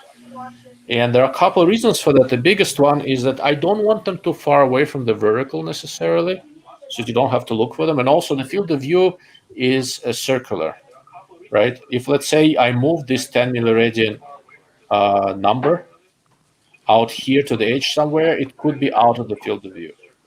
No, I like the design. I like how you have that set up, and it's simplistic. Yeah, I'm trying to keep everything I need in there, nothing that I don't. But it's like I said, it's a judgment call. And what happened is that, and I put these numbers into a little square because your magnification gets lower and it makes it that much visible. And the square is also, 0.4 milliradian, a little 0.4 milliradian ranging mark that I can quickly use if I need to. But it's thin enough where it doesn't get in the way. I can aim with this thing if I need to. Okay. On the bottom, I did this 2 and 4. That's just to say this is 2 wind, 4 wind, just a simple reference thing which you can see where you are, so you don't get lost in the dots as much. But that one is, I'm questioning how useful that is now that I'm using the reticle. It's not a very wide tree, so I'm not seeing myself get lost in the dots all that much. So I'm not convinced I needed these numbers. But they don't hurt either. They're kind of out of the way. So, yeah, I'm kind of mixed on that. That's a judgment call. Exactly. That's pretty much it. There's nothing really fundamental about this reticle. One of the hardest things that I found with reticle design is to resist the tendency to add everything in the kitchen sink into it. Because we all see a lot of different reticle features, and I go, oh, I could use this, oh, I could use this, oh, I could use the choke style rangefinder, oh, I could use that. Yeah, I could, but I wasn't out to create a comprehensive system like David did with the DTR, right? It's not a reticle on the system, right? It's a conventional milliradian reticle. That is the biggest trick here is to try to make it usable across the entire magnification range. And the only really new things, it used to be a new thing. Minix just copied my center dot hash mark arrangement in the latest reticle. The big thing here was it has to work on 5 power. It has to work on 42 power. So I'm varying the line thicknesses in the center versus the outer ones. I'm keeping the numbers in the tree a little bit closer to the horizontal, so I don't have to look for them as much. They're always same distance when there's a horizontal from the vertical line. I know where they are. And I'm accommodating both hold under and hold over. Okay. One of the things I found as I shoot with this thing, so when I shoot at distance, it's a combination of dialing and holding. And I almost never hold further out than about 5 or 6 milliradian. And usually I'm closer to the center.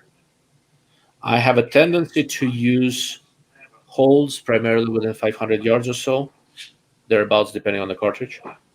And beyond that, I tend to dial and then do adjustments from there, right? Hold under, hold over. So I'm almost always shooting with something that's with a part of the reticle that's fairly close to the center. Okay. And with many scopes, there is a good reason for that. When you dial out parallax, when you adjust parallax, you're always looking in the center, right? With almost every design out there are some exceptions. Parallax dialed out in the center is going to be consistent for a third or half of the field of view. Once you go further out, it is no longer the case. You will have parallax error, you can have focus errors, you have all sorts of other stuff. It is possible to aim with a part of the reticle that's fairly close to the edge of the field of view, but you have to pay attention, and it varies from scope to scope. And one of the things that occasionally brings me down is that I look at a shit ton of scopes every year, right? I mean, you can see what's behind me, right? This is a stack of scopes. And that's just the stuff that I have in my office right now, right? And that's more scopes than what I own altogether. I mean, I don't own a lot of them. I have no idea which ones I own, which ones I don't. I need to look through them and think about it. I own most of them. But regardless, and what happens is that this optical behavior of different rifle scopes is different for every scope, right? How far away from the center is it safe for me to aim and assume my parallax setting is correct varies from scope to scope. And on top of it, It also varies depending on how much you've adjusted your turrets away from center. This off-axis behavior varies depending on where you are mechanically and the actual optical system design. And because I look at so many scopes, the best way for me to hit my target is not to experiment too much, right? Because when I'm analyzing a scope, I look at all this stuff, right? But when I'm shooting. I don't want to think about, oh, which scope exactly is this? Was this one okay to a third of the field of view, or half of the field of view, or 2/3 of the field of view? Or is it a tangent 8? I don't have to worry about any of this shit, right? It's just that. And I tend to default to staying within 5-6 milliradian away from center, where it's usually safe with virtually any good quality optical design. Okay. You with me? I'm here. Excellent. I'm listening. So that's that. That's the March reticle. There isn't a ton of innovation here. I mostly made it to work well for the way I shoot. Well, the nice thing is it follows the KISS method. In many ways, yes. It's not the simplest reticle out there, but it is the simplest design I could come up with to do everything I need to do for a 5-42 front focal plane scope. Well, it is a lot more simpler than some of the other reticles I've been seeing PRS shooters using. Yeah, so Beal has played with this, and he seems to like it. It's I found it to be a flexible design. It's worked well for me in both 5-42 and the new 4.5 to 28 by 52 March scope. So it seems to do what I needed to do. But like I said, it doesn't mean it's perfect. Doesn't mean I haven't figured out some shortcomings after spending time with it. And my next design is likely to be a little different. I don't know who it's going to be for, but it's going to be a little bit different. Okay. The reticle I did for Meopta was an earlier design, and let me see if I can pull that up. Well, I'm gonna have to jump off because I gotta head to work early tonight. Unfortunately. Well, shame on you, working for a living. That's so I know. I know, right? Yeah. I mean, God, if I could just stay home and play with scopes all day and just build You'd be rifles bored for a out of your living, mind in 5 days. probably you're right. But that almost looks like the scope design for the new one that Athlon's releasing, the APLR6. I wonder how good ideas propagate here and there, right? Right. But I want to thank you for letting me come on. My pleasure. Thank you for coming on. Thank you, David. Tell David I said thank you for coming on and answering questions for me and Slav and everything. And I think I finally made my decision. I'm going to do that 37XC, and I'm going to have to get a 6XC barrel made too, so I can really play around with that cartridge also. Have you ever tried David's rifle, this adaptive target rifle thing?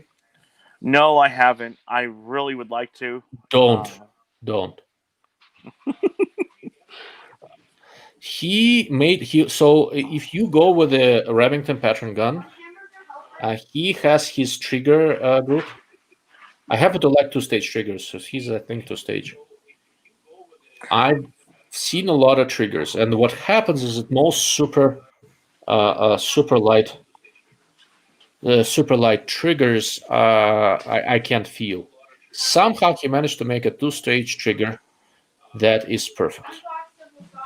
I actually might go off of a Savage print on that one. Yeah.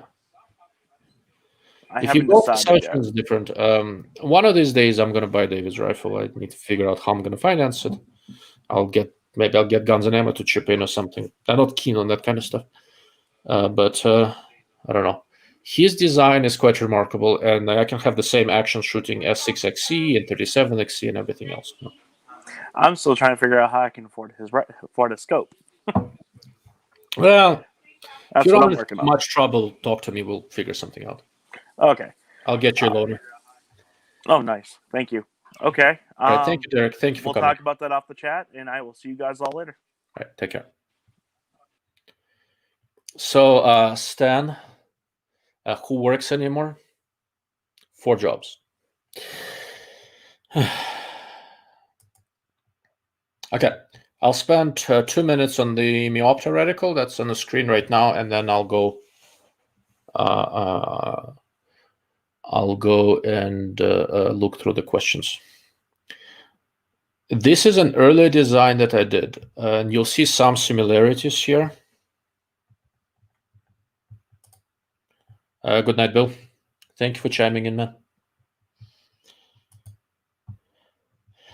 You'll see a lot of similarities in terms of the center structure of the dot and the hash marks, how I did the horizontals. It's a simpler design, made for a simpler scope, a much less expensive scope, and there were different design rules, line thickness limitations, stuff like that. You'll see different treatment of the tree, but in many ways it is conceptually similar. I did not do the whole darn stuff, and I found myself missing it.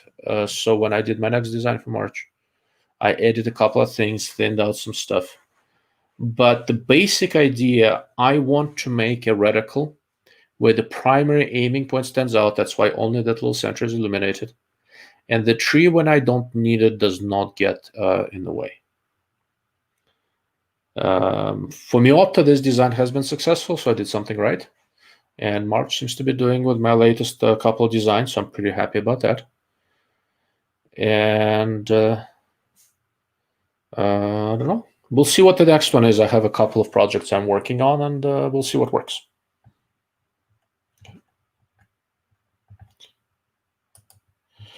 All right, let's look through the questions. I'll address whatever is outstanding, and we'll go from there.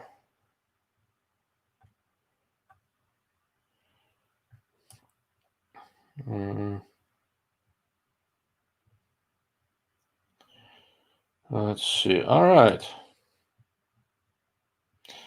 Stan, next time I come visit, I'll explain it to you. It's not that bad. Once you shoot with it, it's not that bad. Let's see. Just for the record, nobody has gotten close enough to get a free t-shirt and a glass yet.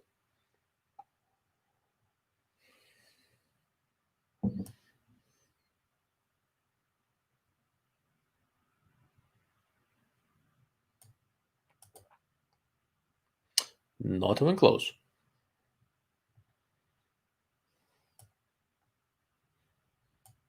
Okay. So I'll let David talk about this one. I did not quite address it. Optically, the best scope out there that could use a good reticle is Hensoldt. No question about it. Hensoldt has a couple of old-style military Meridian reticles, and they have, I think, 1 or 2 Horus reticles and nothing in between. So old-style Meridian reticles work. They worked 30 years ago. They work now, but they're not optimal anymore. And Horus reticles, well, they work if you train enough and all that, but it's basically a mosquito net designer's wet dream. I don't like Horus designs. I think, honestly, I think they're just too busy, and it's not a great thing.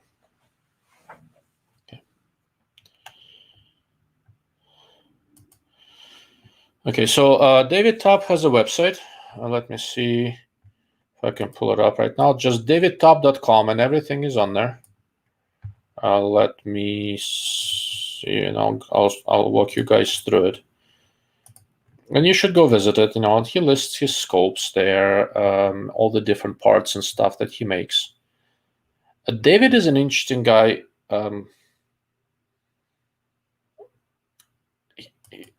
There are people in the industry who don't agree with him, and I respect that. It's a viable argument, but I never ever discard what David says. I'm sure there are things where I disagree with him, that are closer to my field of expertise and all that. What the guy does and says and the products he introduced, he always experiments, he always measures, he always checks. There's always both theory and empirical and experience behind it, so they're always worth looking into. I remember I was chatting with him a while back when he was working on his DTR reticle, and he was working out this business of this gyroscopic jump, whatever it was called, right? So he built 2 identical rifles with 2 identical Schneider barrels, one in the right-hand twist, one in the left-hand twist. He set up him and another really, really competent shooter out where he lives. He's got a lot of space there. at the same place with the same wind, shooting in opposite directions, same gun, with one with left-hand twist barrel, one with right-hand twist barrel, to empirically confirm what he has figured out in a theoretical manner. And then after that, got the reticle going, and once again went and confirmed with the left-hand reticle and right-hand reticle, and spent a lot of time and money and effort on it. So never discard what the guy says. If you disagree, but look into it. Don't just assume that his claim is baseless. His claims are never baseless. Something I learned by looking into them.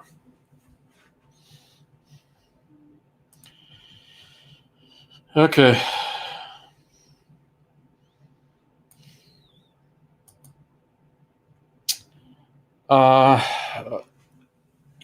Look, Jared, so I think that over time, 6mm arc will probably eat the Grendel alive, simply because Hornady supports it. I mean, they also make the Grendel, but it's not their cartridge. There were and are plenty of capable calibers, but the runaway success of 6.5 Creedmoor is a result of Hornady backing it more than anything else. I sort of look at ammo prices quite carefully, and one of the things I noticed that after 6.5 Creedmoor was introduced, and for a while longer, precision factory ammo in 6.5 Creedmoor was cheaper than precision factory ammo in 308, although 308's been around forever. Hornady's own 6.5 Creedmoor ammo was cheaper than 308 Manchester, because Hornady wanted that caliber to succeed. It is fundamentally a good caliber, but there are many fundamentally good calibers. Hornady backed this one, and it's been a runaway success. As the shortages come down and all that, they will likely put the same marketing muscle and industry muscle behind 6mm arc, and it will become the dominant AR-15 caliber aside from 5.56. Okay. I firmly believe that's going to be the case. For normal shooters like you and me, shooting inside of 700-800 yards is a big practical difference between 6mm arc and 6.5 Grendel. Probably not. There is some difference once you go further out, and if you hunt, I would still lean toward the Grendel, and if you are more of a precision shooter, I would lean toward the 6mm arc. But given what I know now, I think my money is on 6mm arc to be the dominant AR-15 caliber outside of 5.56. Exactly. I agree with that. So, yeah, Wolf has cheap plinking ammo for the Grendel, and that makes a big difference. But for precision-oriented stuff, obviously, it doesn't matter. I have a good amount of Grendel ammo, Grendel Wolf ammo, and I use it for a lot of plinking. I don't have as much 5.56 as I used to. I shoot a lot, so I've pretty much switched to Grendel and my AKs. But I still have a lot of ammo. And yeah, it works well for plinking and other stuff. It's wonderful. But I will not be surprised if we see a significant variety of available ammunition in 6mm arc in not too distant future. Hornady created this Frontier sub-brand of ammo for a reason. It is good, comparatively inexpensive, not as inexpensive as Russian stuff. 5.56 ammo, and I'm sure we'll see other calibers in there.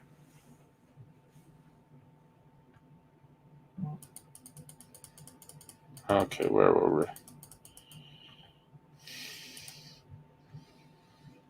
we? Great, we trained the commies to use nice ammo.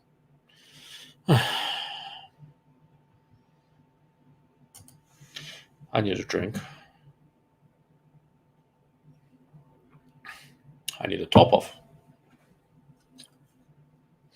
See, thanks to people coming in and making me drink, I decided I'm going to use this flask as an upper limit. When Slav Guns and a couple other people, when we had our election thing, I realized I drank the entire bottle of bourbon. was pretty drunk after that. Okay, where are we?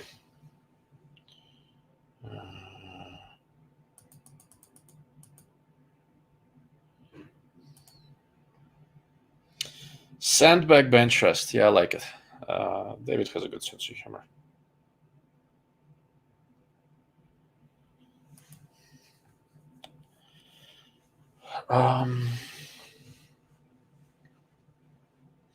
So this was the discussion of smaller bullets, etc.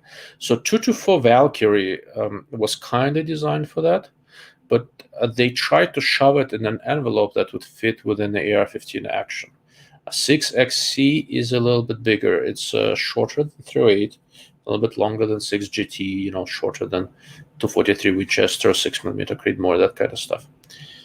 And the fact that David is getting 4,000 rounds with 6XC with acceptable accuracy, and remember, David Tubb's acceptable accuracy is acceptable accuracy, right? It's not, Joe Schmo from the internet, is very telling. But 6XC cannot be shot out of an AR-15 platform, I don't think, not without some major modifications. It's a 308 bolt case. A 224 Valkyrie is 6.8 SPC bolt case.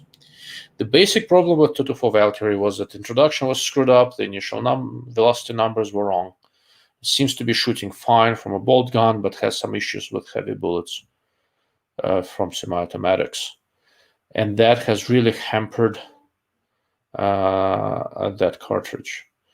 Now that there is 6mm arc out there, 224 Valkyrie is probably as good as dead, unless they resolve the issues quickly. If I were building an AR or some sort of micro-action gun for longer range shooting, I'd be doing 6mm arc, probably not 224 Valkyrie. The introduction was screwed up, and it's hard to recover from that.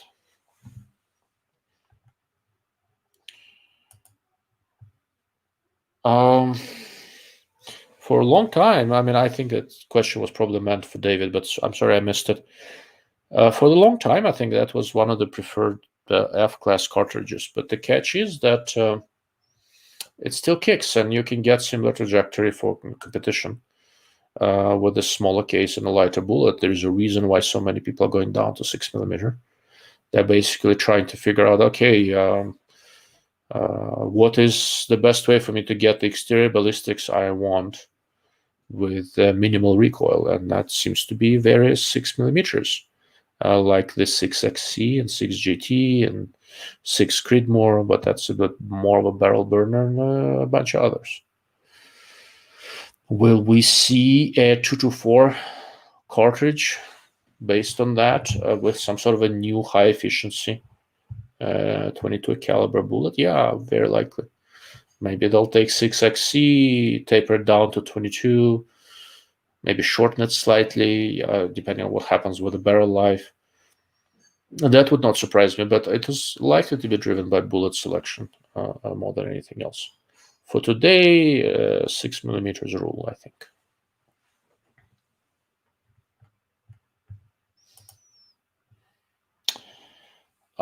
Rifles, yes, they look the same. The bill and the credit card, you will notice that one. So, how much is ATR? Hold on. There should be a price somewhere. Oh, there we go.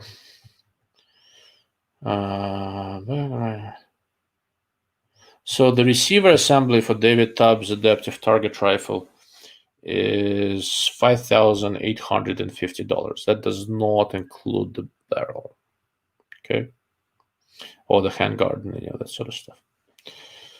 Will it prevent me from buying it at some point? No, but I need to figure out the logistics.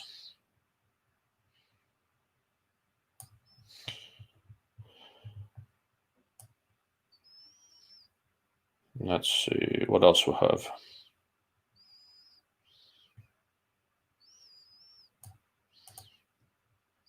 Yeah, thanks, Joe. It's when I talk about David Tubb to people, even shooters, so many don't know who this guy is, and to me, it's so odd. He's a fairly unassuming guy. But if you are into shooting and shooting sports and guns and all that, if you don't know who David Tubb is, you're missing out. The dude is absolutely a legend. And like it's such a privilege to have him on and share his knowledge, and he's been very good with that. I mean, very unassuming guy.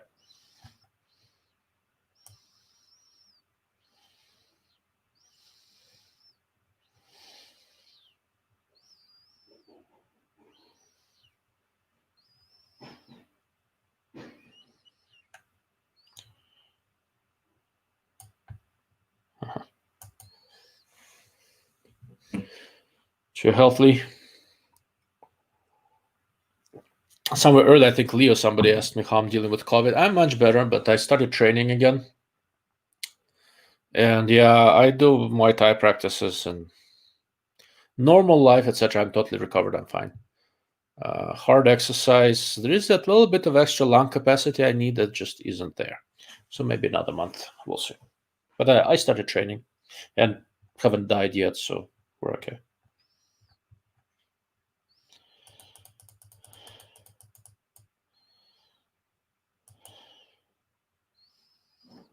Okay, let's see what else we have. All right, we had a gas on the booze.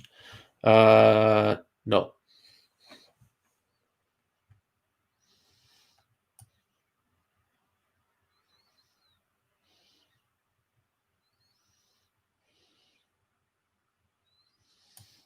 That's an interesting idea. Hold on.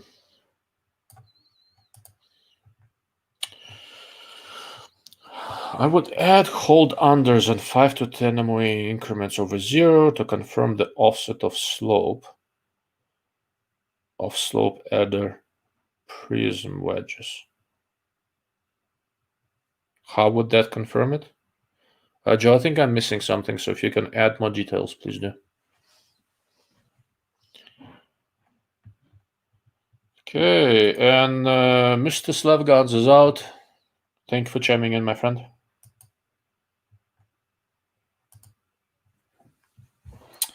Thank you, Rashad. I put a lot of time and effort into that reticle.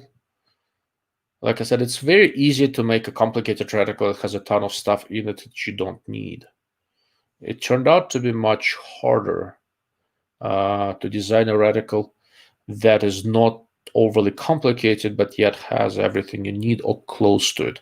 There's certain things that would be nice to have, but I'm not necessarily going to shove it in there unless I have a good reason to. So all the reticle designs start fairly complicated. It's just human nature. Then I just taper them down to something that is as unobtrusive as I can make it while still being useful.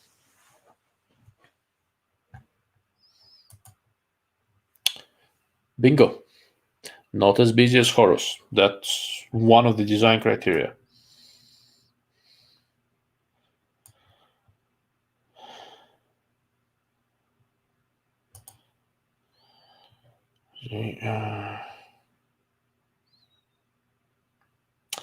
So MPCT3, let me see if I can pull it up from Zero Comp website. I genuinely like it. I've seen it in a scope.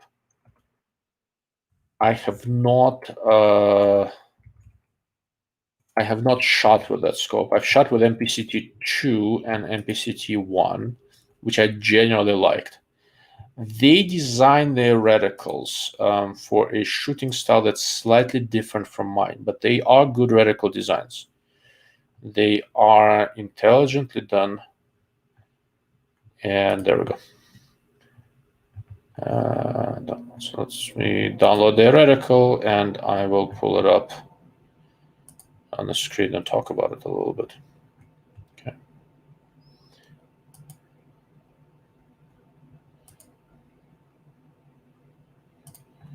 So this is a PDF downloaded from Zero Comp website. Interest of full disclaimer, I've never done any consulting for Zero Compromise, but I am friendly with a couple of guys there. I think they're good people. I think they're trying to do the right thing.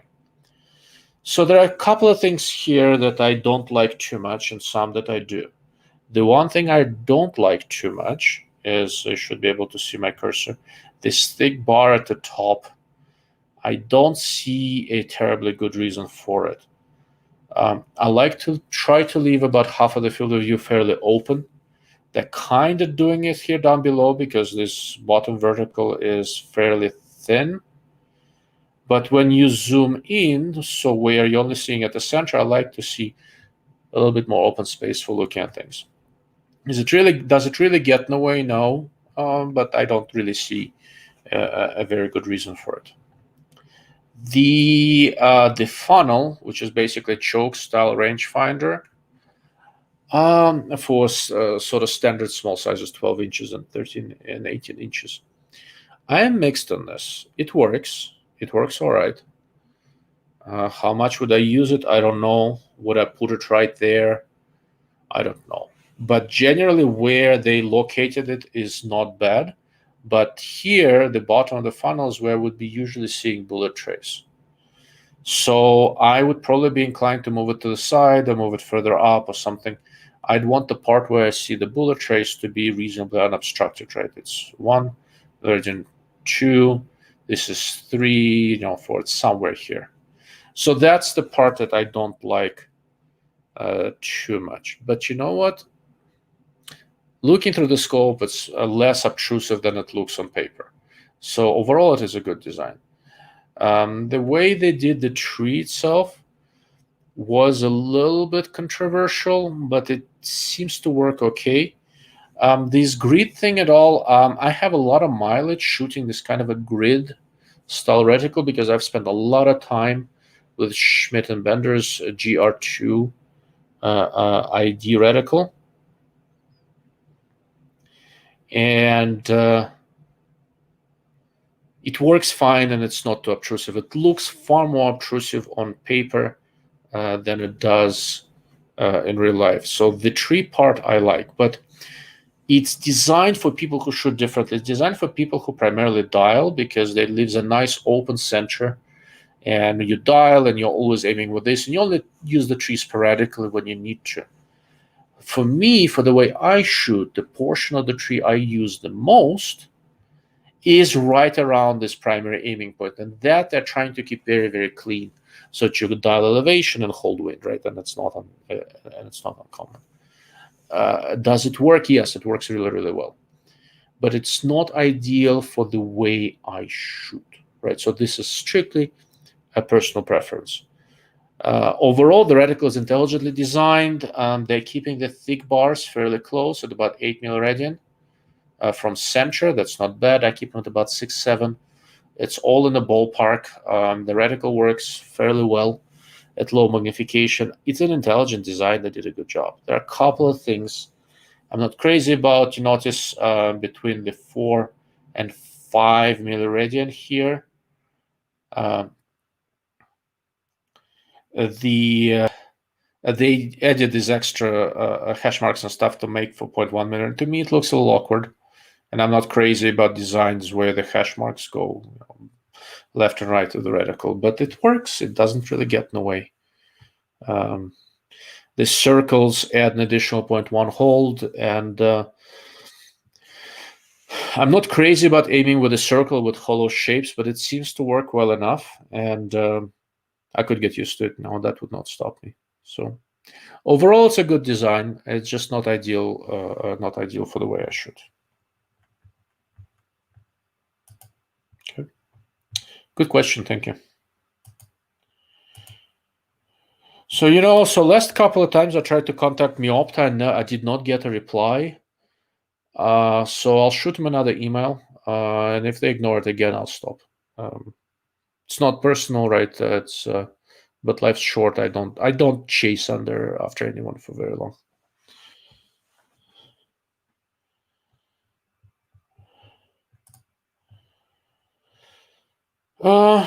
So there are some. I'm still talking to some, and they're kind of being cagey.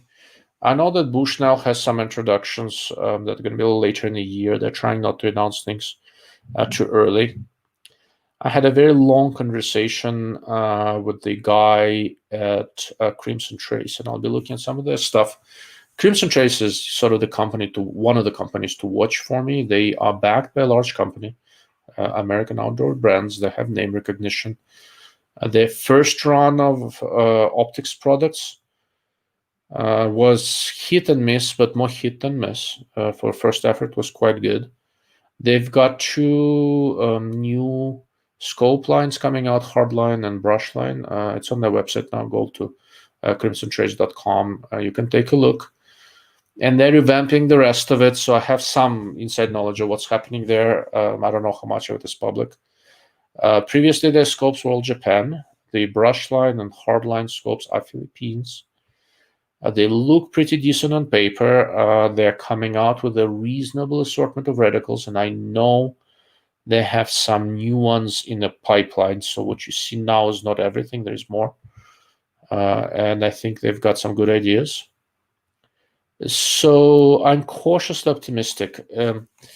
They are under $1,000, right? So they, depending on which, I don't need this anymore. So depending on which exact product, and then like $250 to $800 range approximately. And that's a price range I'm always interested in. So I asked for a 6 to 24 by 50 front focal plane hardline scope.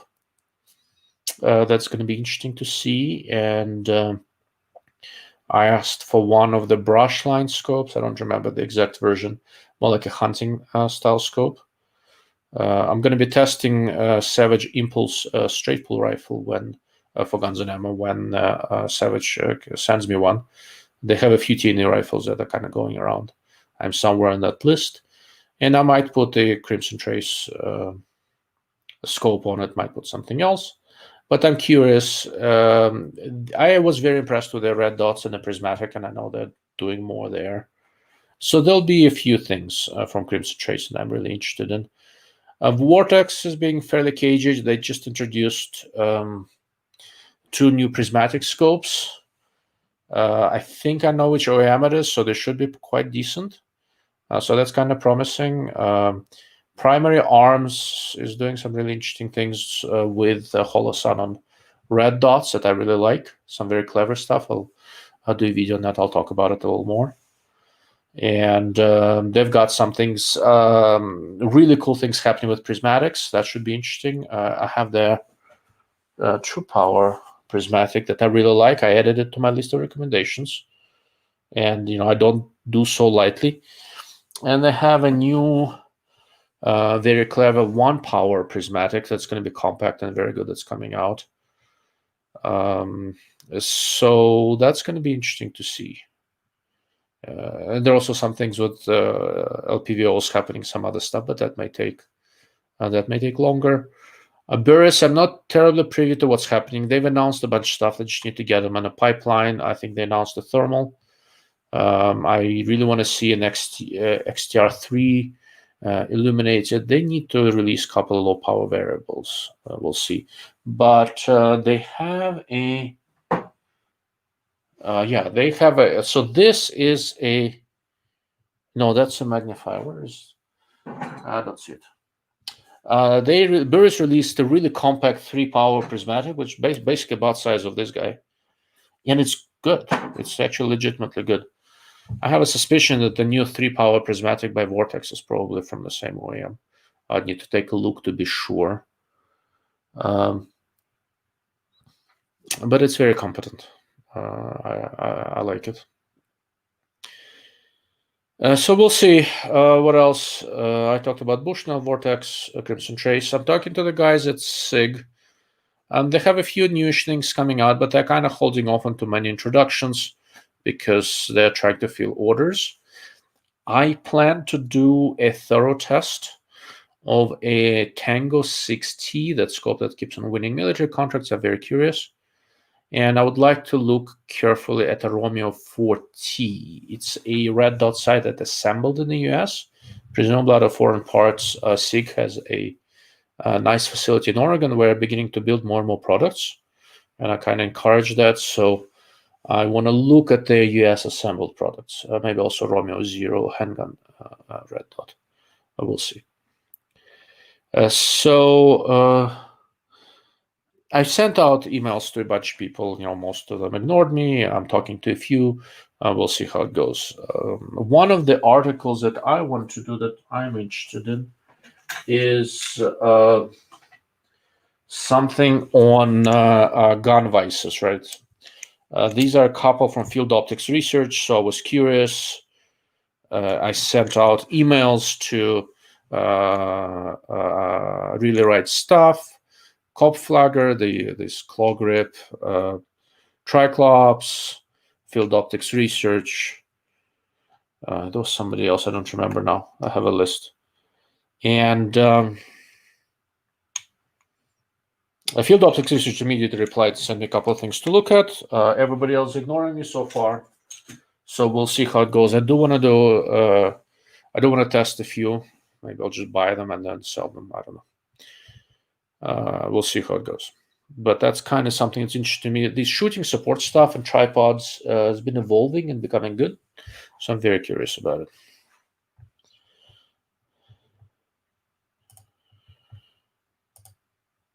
Hi, Maxime. That's a family member. Okay.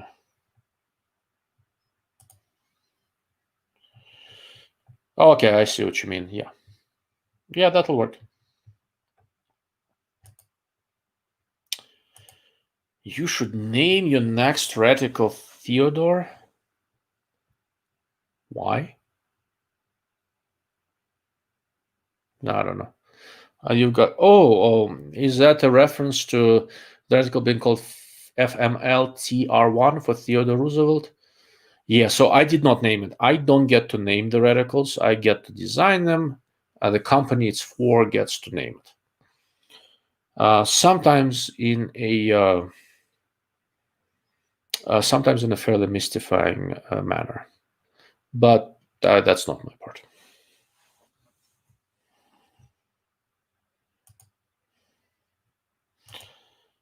The Theodore reticle seems to be catching on.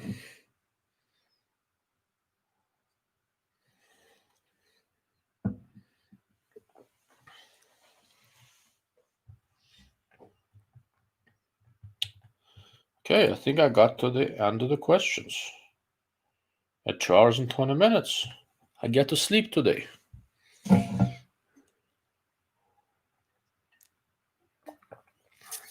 This is the good stuff. I'm not going to make you guess what's in here. Right, guys. Unless you have any other questions on reticles or related stuff, I will start wrapping up. It's been a sort of a long day for me.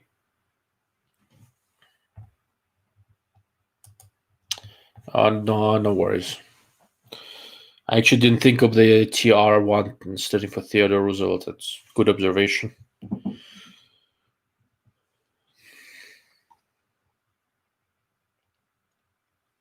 Anyhow, I hope this has been useful. Like I said, it was a real honor to have David Tubb on here. And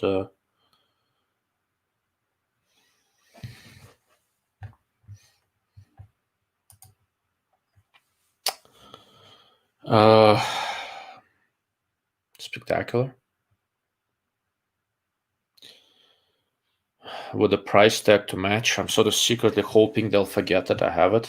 I don't think they will. So I have to return it. It's absolutely awesome. They did a really good job with it. If I could afford it, I'd buy it. As is, it was a lot of fun to play with it, but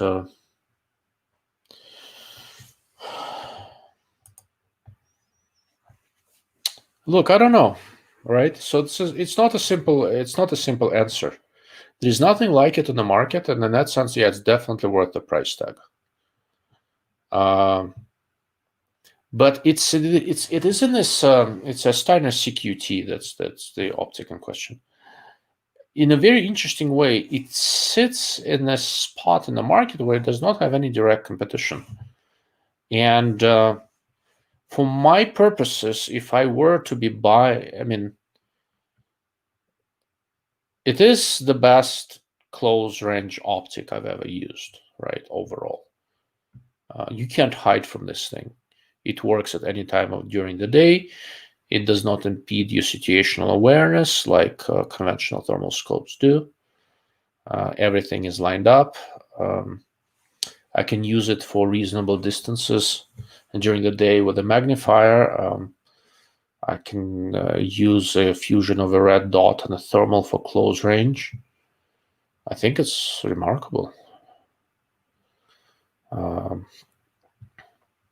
It's one of those things, I have a shit ton of guns and optics and all that sort of stuff. And every once in a while, I go through this. I think about it, I go, shit, I should just sell most of this crap and get a couple of really, really nice setups and be done with it, right?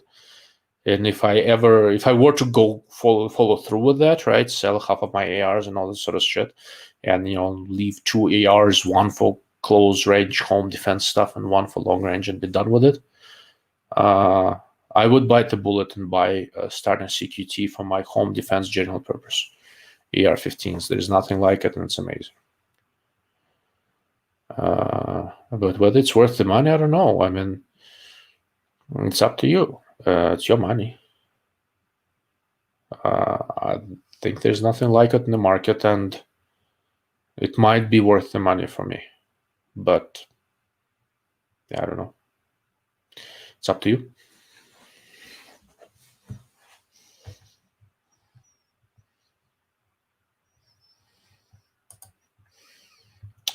I sell scopes routinely because they just accumulate. I don't sell guns very much. Given who we have in the White House and all that, I'm not itching to sell guns for a while. Lose in a tragic boating accident, yes. Sell, not so much.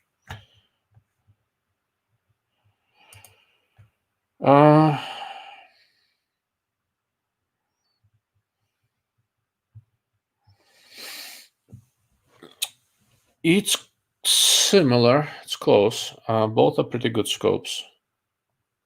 You can usually get a better deal in a Whiskey 5. I don't know if I'd be terribly concerned about the electronics warranty. Honestly, I mean, I change optics frequently enough where I don't think I care. And on top of it, SIG seems to have pretty decent customer support on optics, at least, and stuff. I'm not convinced they would tell you to go pound sand, given how competitive the market is if it broke, 5 years and 5 months from now. So I don't know.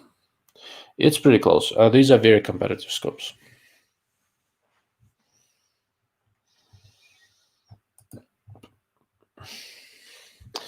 Tell me about it. I just bought a new gun safe.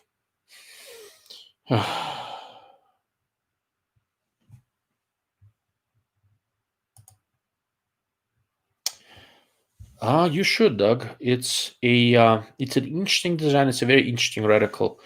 The way the MPO did solve the reticle visibility issues with those double lines. It's a very clever solution. I know the guy who designed the reticle, so we had a chat. A couple of things that changed there. But overall, it's an original solution. It's a clever solution, and it does work. Did you get the 3-18 model or the 5-25? So I spent a lot of time with 3-18. I really like that scope. In 1,000 or under, I mean, that's still my choice, probably. So, 900. That's a very, very good deal. I mean, if you got any of the MPOs for 900, you did good. All right, Joe. I will see you there. I'll make it a point, swing by, and drag you out to lunch or something like that. Okay, 5-25. It's also a nice scope. I think the 3-18 from that OEM is slightly better optimized, but they're both very, very competent. Let me know once you take it out of the box, and let me know what you think.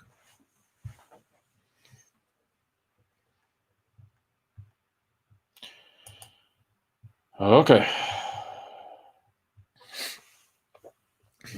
I need a drink.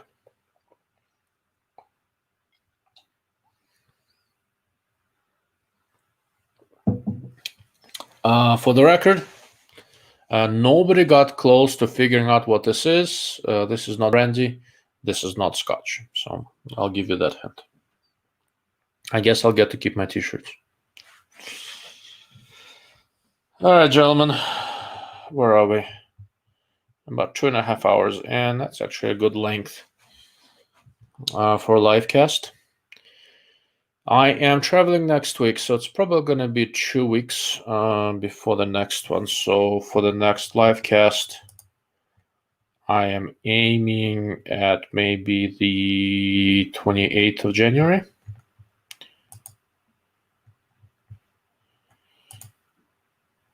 Okay. I don't know for sure what you mean by apricot, but an apricot has never been in the same zip code with this drink that I know of.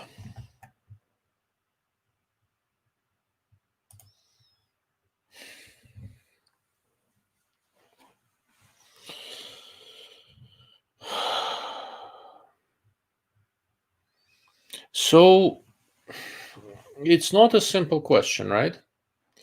Because they work differently. Night vision stuff works a little bit differently. And CQT is a combination of conventional reflex sight and the thermal.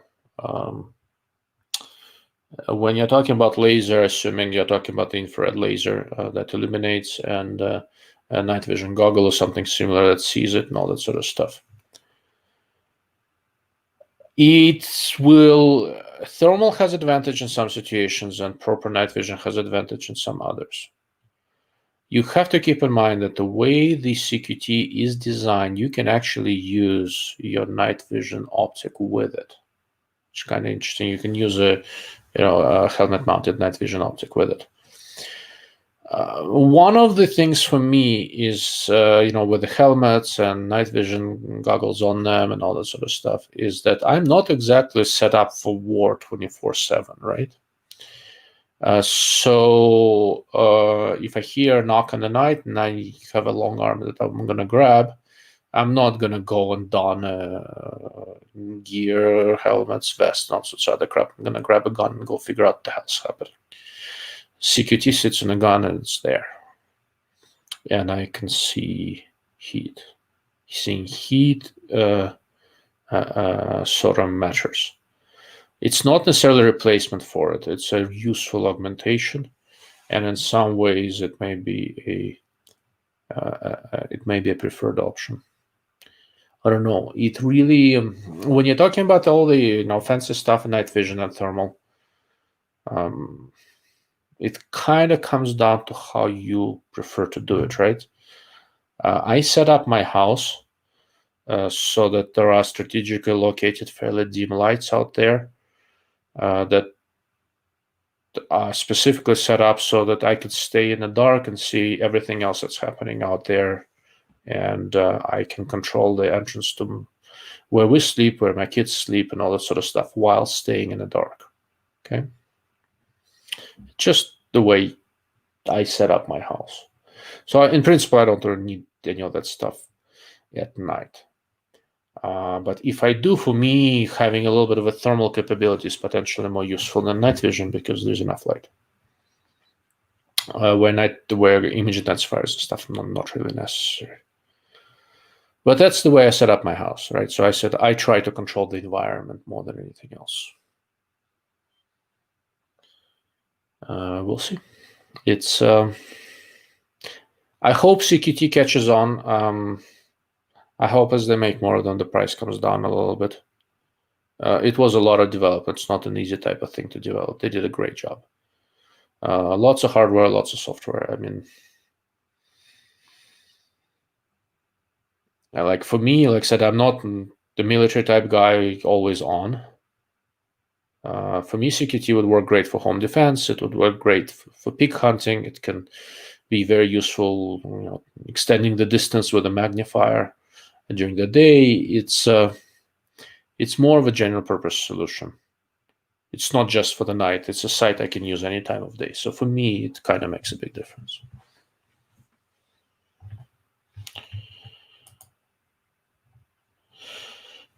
Yeah, so this David's DTR reticle system, he has his manual on the website, and in some ways it's not for the faint of heart, but in other ways it's not bad.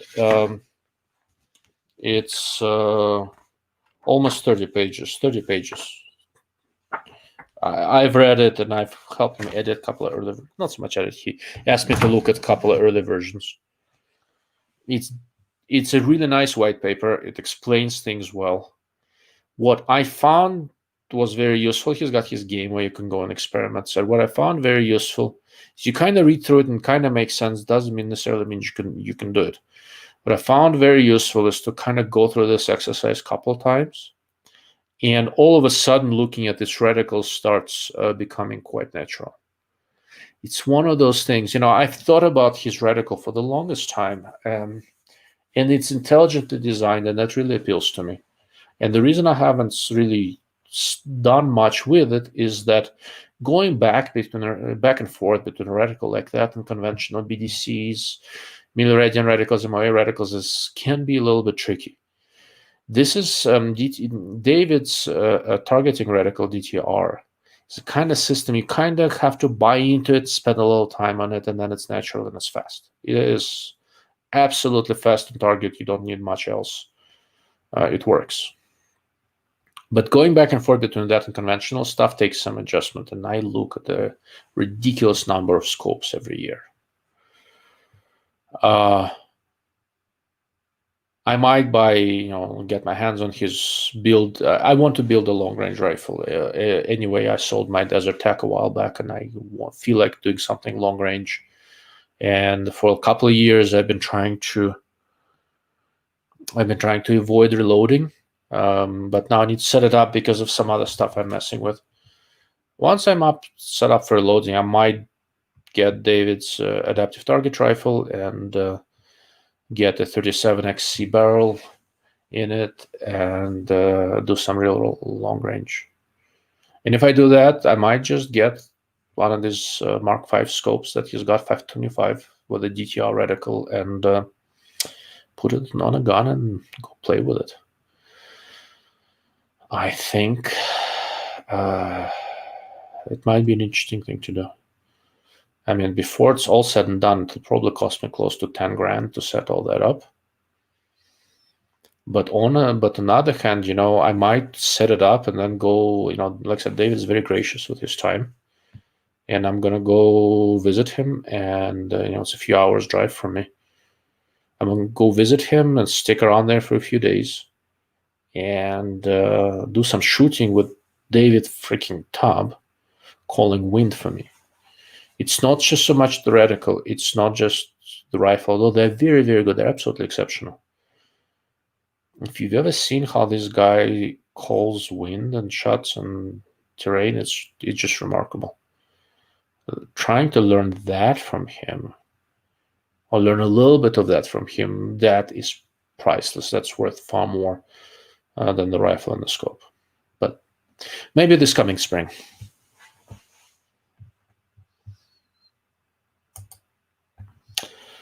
Good night, Rashid. Thank you for sticking with us for so long.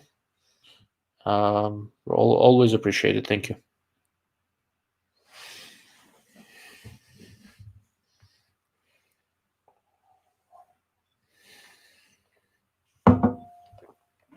All right, gentlemen. Any more questions?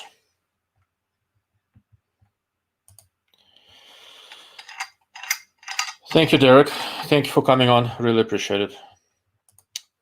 Yeah, David is something. And, I know a lot of these guys, and they all, are selling the expertise. And in some ways, I am too, right? I know my expertise is all different, but, the way my day job works, right? So we sell products, sort of. I run a small company that my office does most sales and marketing for tech products, factories in Israel. And by and large, and to a significant degree, I go and I sell my expertise, and we charge a lot of money for it. David is very free with his expertise, at least with me, and I'm sure with other people as well. And I have a ton of appreciation for it. He makes his products, and every time I ask him a bunch of questions, I feel like I should go and buy his rifle and buy his stuff, because he expects nothing in return. But every time we talk, I learn something that I will not learn anywhere else.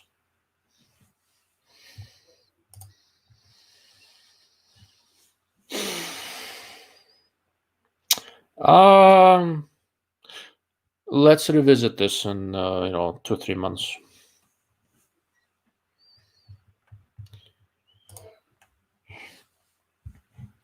I'm sure it would work well. The problem with Accuracy International is that it's a really nice weapon system, but I have not yet seen a AI stock or AI skin that fit me. God knows why. They just don't. The great guns, they just don't freaking work for me. I don't know why. It's yeah. Another thing is, AI is an incredible weapon platform, but it's a lot of it is to make it accurate and also make it work in all sorts of million different complicated conditions and all that. David Tubb's adaptive target rifle, while it is reliable in everything, is designed to be the best target rifle in the world and designed to be the most adaptable to your particular weird ass body shape and stuff like that. And that to me is ultimately a little bit more valuable. And keep in mind, he goes to this King of 2 Miles stuff and tends to with his son-in-law. So his son-in-law does the shooting, and David calls wind and stuff, I think. And they outshoot rifles that weigh 2 or 3 times more frequently. So there's something about David's target rifle design.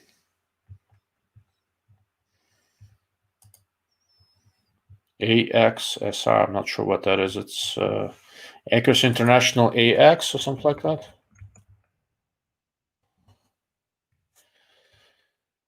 There we go. AX rifle systems. You're talking about, hold on, this thing, right? I assume that's the one you're talking about, right? It's a great gun. I've had my hands on it at SHOT Show and some other events. I've shot other people's gun. It's adaptable. It's nice. It works well.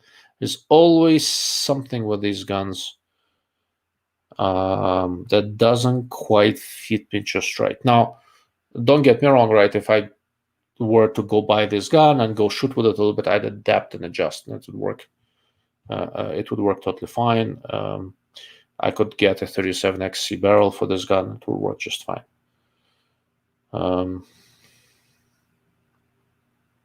Oh, that's it. So AXSR is a new chassis. Yeah, I haven't seen that yet, Dave.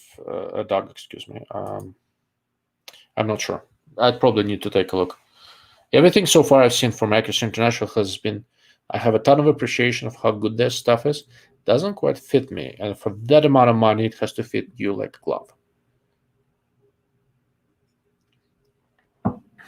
So, but yeah, AI has really nice guns.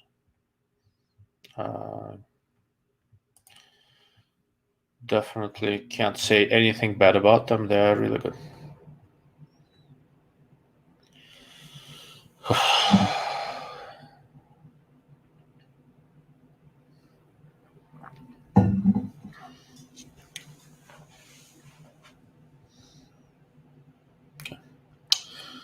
Okay, gentlemen, I'm going to make another attempt to say goodnight. I'll have another drink, see if any more questions come in. And I'll say a couple of words about this. So I've been doing a little bit of consulting for a company that is endeavoring to make a different type of a spotting scope with some interesting features. And I should see hopefully a prototype of that scope in about a month and a half, that spotting scope. So I'm very curious about it. It should work well. I have high expectations for it, but it's all theory until you see an actual product, and I have not seen an actual product. So it's going to be interesting to see.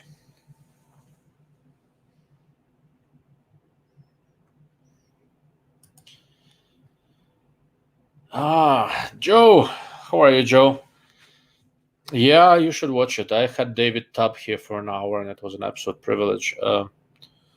Don't get me wrong, Joe. When I had you on, you're funnier than David Tubb, but David Tubb is freaking David Tubb. Like I said, it's as close as to being starstruck as I get.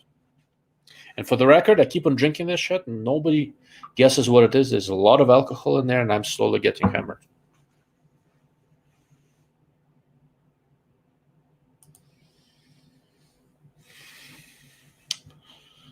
I liked Desert Tech a lot.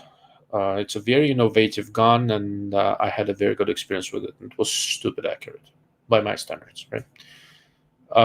My Desert Tech was Gen 1. Then I had Gen 2, 2E, whatever else, and they were not upgradable.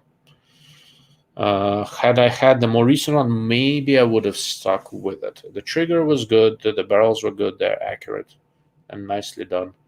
I had a 2-barrel kit. I had 338 Lapua and 6x47 Lapua, 6.5x47 Lapua. 6.5x47 Lapua with 130 grain burger. When I was doing load development, I managed to pop 20 rounds in about 3/4 of an inch, I think, at 100 yards. And it held that out to 600, excuse me. That range only went 600. It was a remarkable rifle in many ways.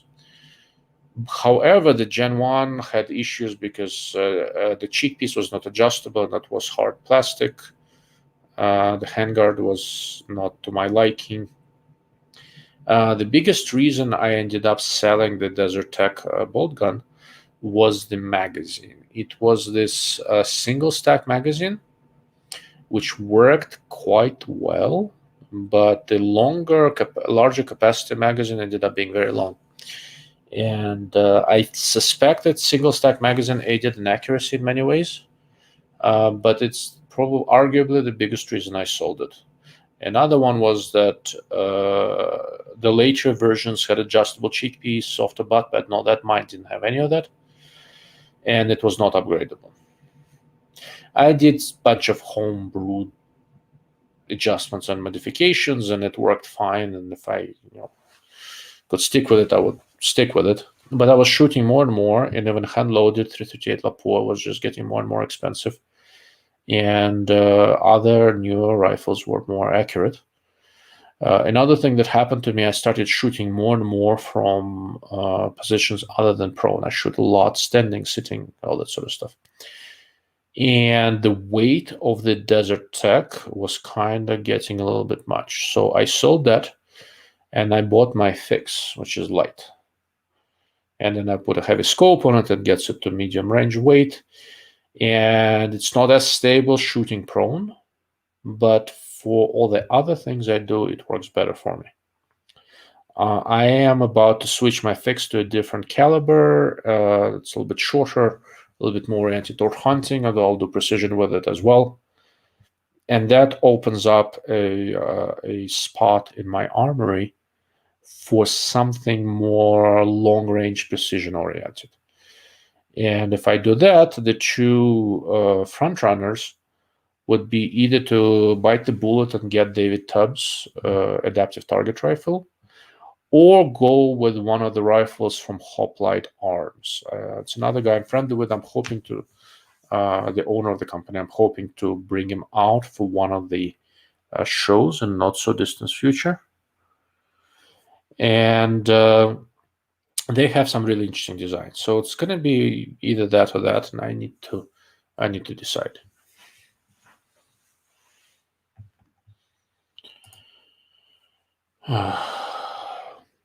A lot. Like I said, just the receiver assembly and stuff is almost $6,000. So with the barrel and stuff, you'll be $7,000 or $8,000 out before you put a scope on it. I will say it's probably worth it. His trigger is amazing. The rifle is super adaptable. I mean, I've had my hands on it. It's remarkable, but it's a lot of money. To be fair, the other rifle I'm looking at from Hoplite Arms would probably end up in the same price range. And I'm just trying to work myself up to spending that much money. Then to sell more articles to Guns and Ammo.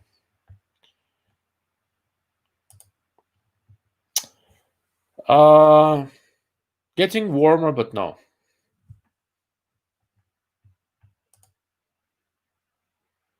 Exactly. I thank you, Joe. You're a good friend and you're a good man.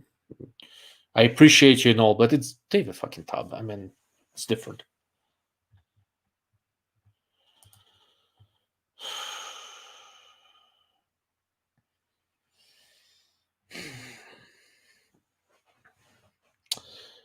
I don't know, Jared. Right? It's if I was building a bolt gun, I would probably not do 6mm arc. 6mm arc should be a really good caliber for an AR-15, and it's designed to work within that envelope. Should still be a really good caliber for a bolt gun as well. There's nothing wrong with it. But if I was hand loading, I'd probably just build one 6XC or something like that. If I were to do a bolt action, it really depends on your budget. So one of the things I intensely dislike doing is sending rifles off to gunsmiths to rebarrel. So if I were building one for myself, I would set it up in a way where I can rebarrel it myself. And neither Tikka nor CZ are very good for that. And now, that another thing to keep in mind, I shoot a lot and I shoot barrels out. So if rebarreling is not much of a concern for you, both Tikka, CZ, etc., all this stuff would work well. If I were getting a factory action in 6mm arc, I would look for micro action, of which the most common ones are CZ and HAWA, whatever it's called. And of those, I prefer CZ. But if I were building one for myself, I would probably go custom and make a setup where I can just order a barrel and swap it out myself. There are plenty of these, Curtis Custom, a bunch of others.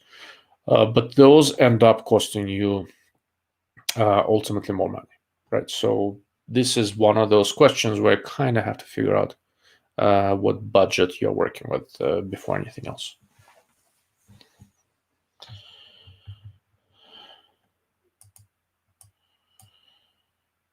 Yeah.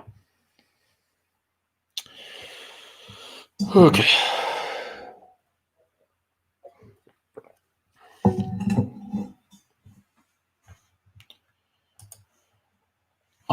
Yeah, I've heard good things about it, but I didn't get along with Ted, was it Courageous, whatever else, so I'm not inclined to pay money for his product.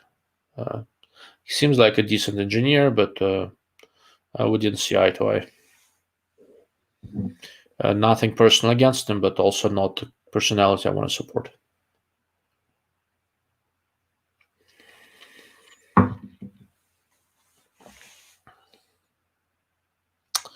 My buddy, he came on the precision rifle shooter that I had on a show once. What was his name? He goes by Covered Noob. His name is Will. He's a good dude. So he uses an action from a company called Curtis Custom, I believe, and that's a switch barrel design. So I don't remember what action lengths they have, but I would consider it.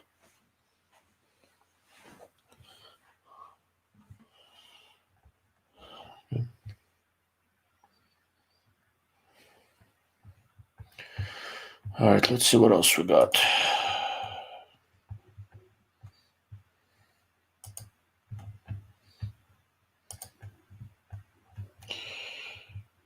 Okay.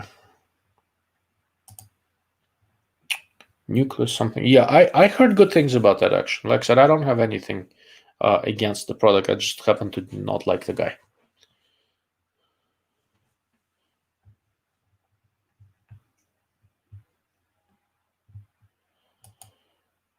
I'm not hiding anything. There's nothing in it. I chatted with him at Shot. I thought he was a dick. He probably thought that I was a dick, and we parted ways. It's not uncommon. Some people just don't jive. Different personalities, and I think that was the case here. And I can live with that. I'm sure he can as well. Yeah, Will is a good dude. I like him.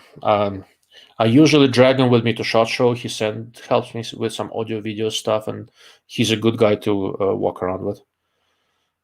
So Unfortunately, no SHOT Show this year, so I need to call him up, see what he's up to. No, he's kind of gone silent on me. I don't know what's happening. I hope he's okay.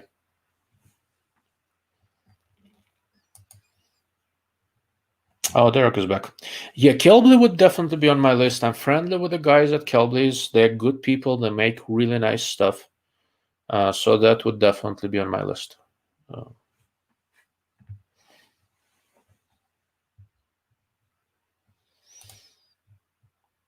Oh, okay. So the mousing field. Okay, I see. Mousing field. Yeah, I don't like the name. Look, so I have comparatively little familiarity with his rifles. He seems like a solid engineer. They seem to be reasonably well designed. If one slipped through the QC, it happens. It can happen with anyone. I don't. That it doesn't matter. But it's possible that the rail is off a little bit.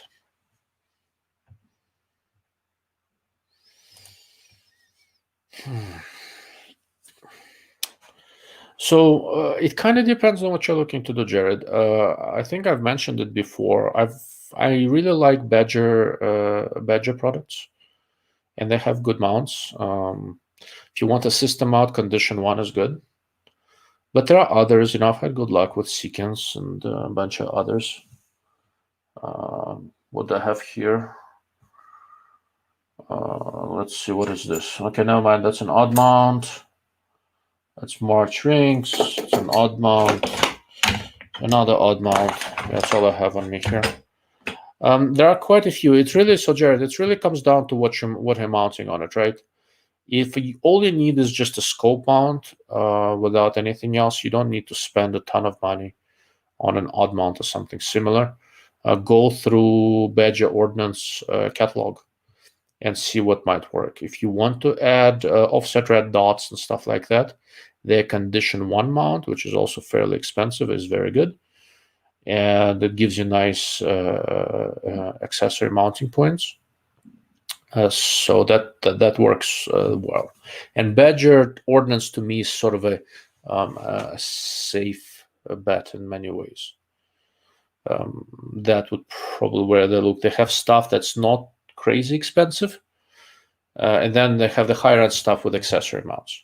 But if I'm going for a $300-400 scope mounting thing, I'm looking for a scope mounting system that allows accessory mounting and stuff like that, right? If all I'm looking for is a simple mount, I'd spend some time and look a little bit in the $200 to $150 range or thereabouts. Like Worn Mountain Tech looks good. Sequence, the Vortex Precision, something like that. That's a Sequence relabeled as Vortex. Is quite good. Of the inexpensive stuff, actually, simple FLT mount from GG&G worked well. It just kind of depends on how big of a scope you're mounting and what you're putting in there. But so a little more information would be good.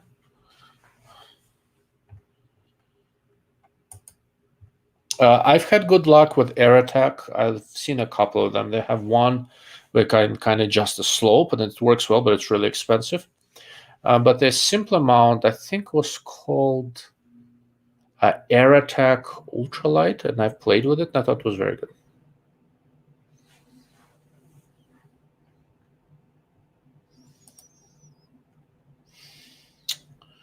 March 3 to 24. 3 to 24 by 52 right here. What reticle? So for bolt action hunting gun, they have a reticle called FML1, which is just basically a simple mil scale reticle, but it's not ultra thin. It works across the magnification range. I'd probably go with that. This one has a reticle called FML T1. It's kind of like a fusion of the conventional March reticle with colorless AMR kind of thing. I think it was developed for some European contract and they wanted that design. In some ways, it's a little bit busier than I like, but I got used to it and it works. So I don't have too many problems with it. But for a hunting reticle, it's not ideal. For general purpose long range, it's not bad. For hunting, I would probably go for FML1, I think.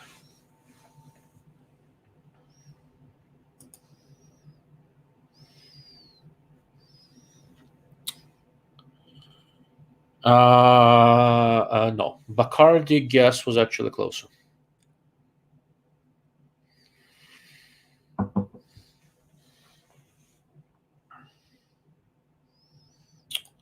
Okay, so mounting Delta Striker on a bolt action. Honestly, if you're doing unless you have some sort of a chassis or something, all of the stuff like the odd mount, single piece mounts, most of them are going to be too tall for you.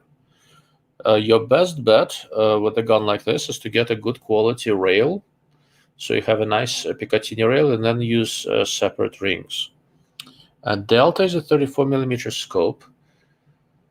Depending on which barrel you have, it's going to be the medium or high rings, depending on who it is for. And you need 34mm ones. The simplest solution would be to get Burris XTR signature rings with inserts, and then using the inserts you can dial in whatever slope you want. I think the inserts are designed for approximately 4-inch ring spacing, roughly.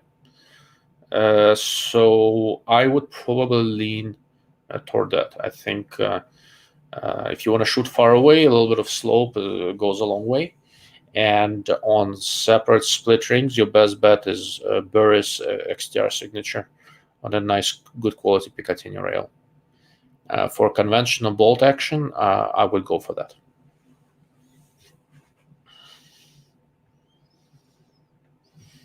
Okay, I think that's a reference to the adjustable air attack mount. Yeah, I think it's a very clever design. Bill Myers, who I think he has logged off right now, but he's had good luck with it. Yeah, they have an extra signature one-piece mount. I actually have one here. I mounted my Vortex Razor Gen 3 in it, and it worked surprisingly well, but it's an AR-15 type mount. It's not for conventional bolt actions. The biggest problem I found with that mount and with that scope is that I haven't been able to find it in a month or so. It is somewhere, either in the safe, one of the safes, or in a garage somewhere. I'm a little bit perturbed that I can't find my favorite $1,000 scope. But it's here somewhere. The mount is interesting. The inserts clearly help. I like the inserts. It's done well. The part about the XTR signature mount that intrigues me the most is how they did the Picatinny clamp. Like all QD type clamps, there is a spring in there. But the spring they're using is a really beefy leaf spring that kind of helps mount clamp the rail. Most single piece mounts, that I have seen that rely on springs, which is all QD mounts, if you bump them laterally, I know it looked like I was spanking something. If you bump them laterally, they shift 0. And I started doing that test with the XTR signature, and my initial test results suggested that it's resisting that kind of a 0 shift very, very nicely. And given that it's not a hugely expensive mount, it was quite impressive. But I haven't had a chance to finish the testing. First we moved it, then I got COVID, and I just ran out of time, and now I can't find the goddamn scope. So it is on my list to wrap up with. I haven't tried dropping the rifle on the scope yet. I basically took a rubber mallet and shot a few rounds, tapped it in a few places on the sides, shot a few more, that kind of stuff, and I did not introduce any shift, which surprised me. I thought, Burris claims like quarter MOA return to 0, something like that. Without all the lateral shift, it returns to 0 within my ability to shoot, so I can't tell the difference. But I want to see what happens with lateral impact when you tap in a mount. And I'm not seeing any shift yet. And once I find the scope again, it's here somewhere, I will drop the rifle in the scope a few times and see if the 0 holds. That's going to be the ultimate test.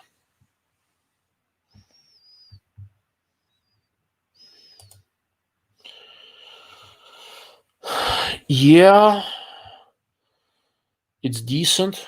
But here's the catch, right? So for the application that Jared has, there's no real good reason to go for QD mounts. Bobro is a good QD mount. If you bump it from the side, it will shift 0. And they all do, almost all do, I think. But here's the catch. It's comparatively expensive, and if you don't need QD levers, don't go QD, right? It's a conventional, well-designed Picatinny rail clamp. If you have a torque range, will be more consistent and return to 0 after removal better than almost any QD setup. QD setup is beneficial in one situation only, when you need to remove the scope in a hurry. If this is a long-range precision scope sitting in a bolt gun, I have a hard time imagining a situation where you have to remove it from the rifle in a hurry. And if that is the case, I probably would not recommend any of the QD mounts. It's not warranted. Okay.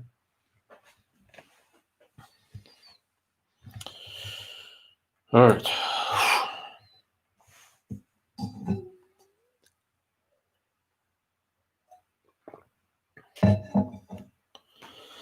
All right, gentlemen, we are at a bit over 3 hours. So I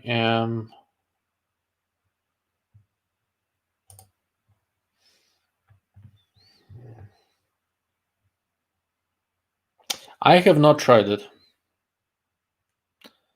But this gas is actually closer than others, but not quite there. It is. I am drinking. So since I'm wrapping up, I am drinking a rum. It is a nice Puerto Rican rum that is that is a bit more than 50% alcohol. It is very, very nice. I like nice sipping rums. This is not my favorite, but it's up there. But nobody got all that close. Joe said rum, and somebody further up said Bacardi 151, which is also a rum, and that was the closest. That was the closest we got. Okay. Let's be serious. So I do have straw 80 in the cabinet, and I do like it. Have you ever seen somebody who would take straw 80, take a little sip, hold it in his mouth, and still breathe? For the love of God, people.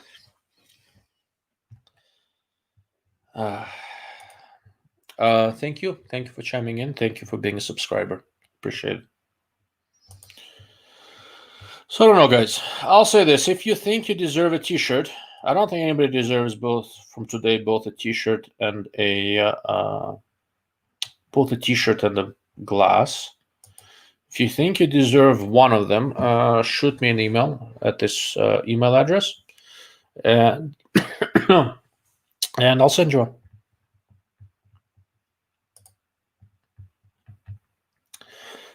Excuse me.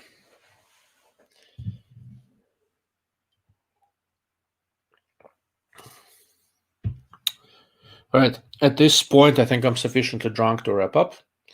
Once again, if you think you got close enough, shoot me an email. I'll send you a t-shirt. Just give me your address and the t-shirt size. And thank you all for sticking around and for listening. I really do appreciate it. I'll probably tomorrow, I'll add some links to various portions of David's website tomorrow, and to some of the scopes that I talked about today.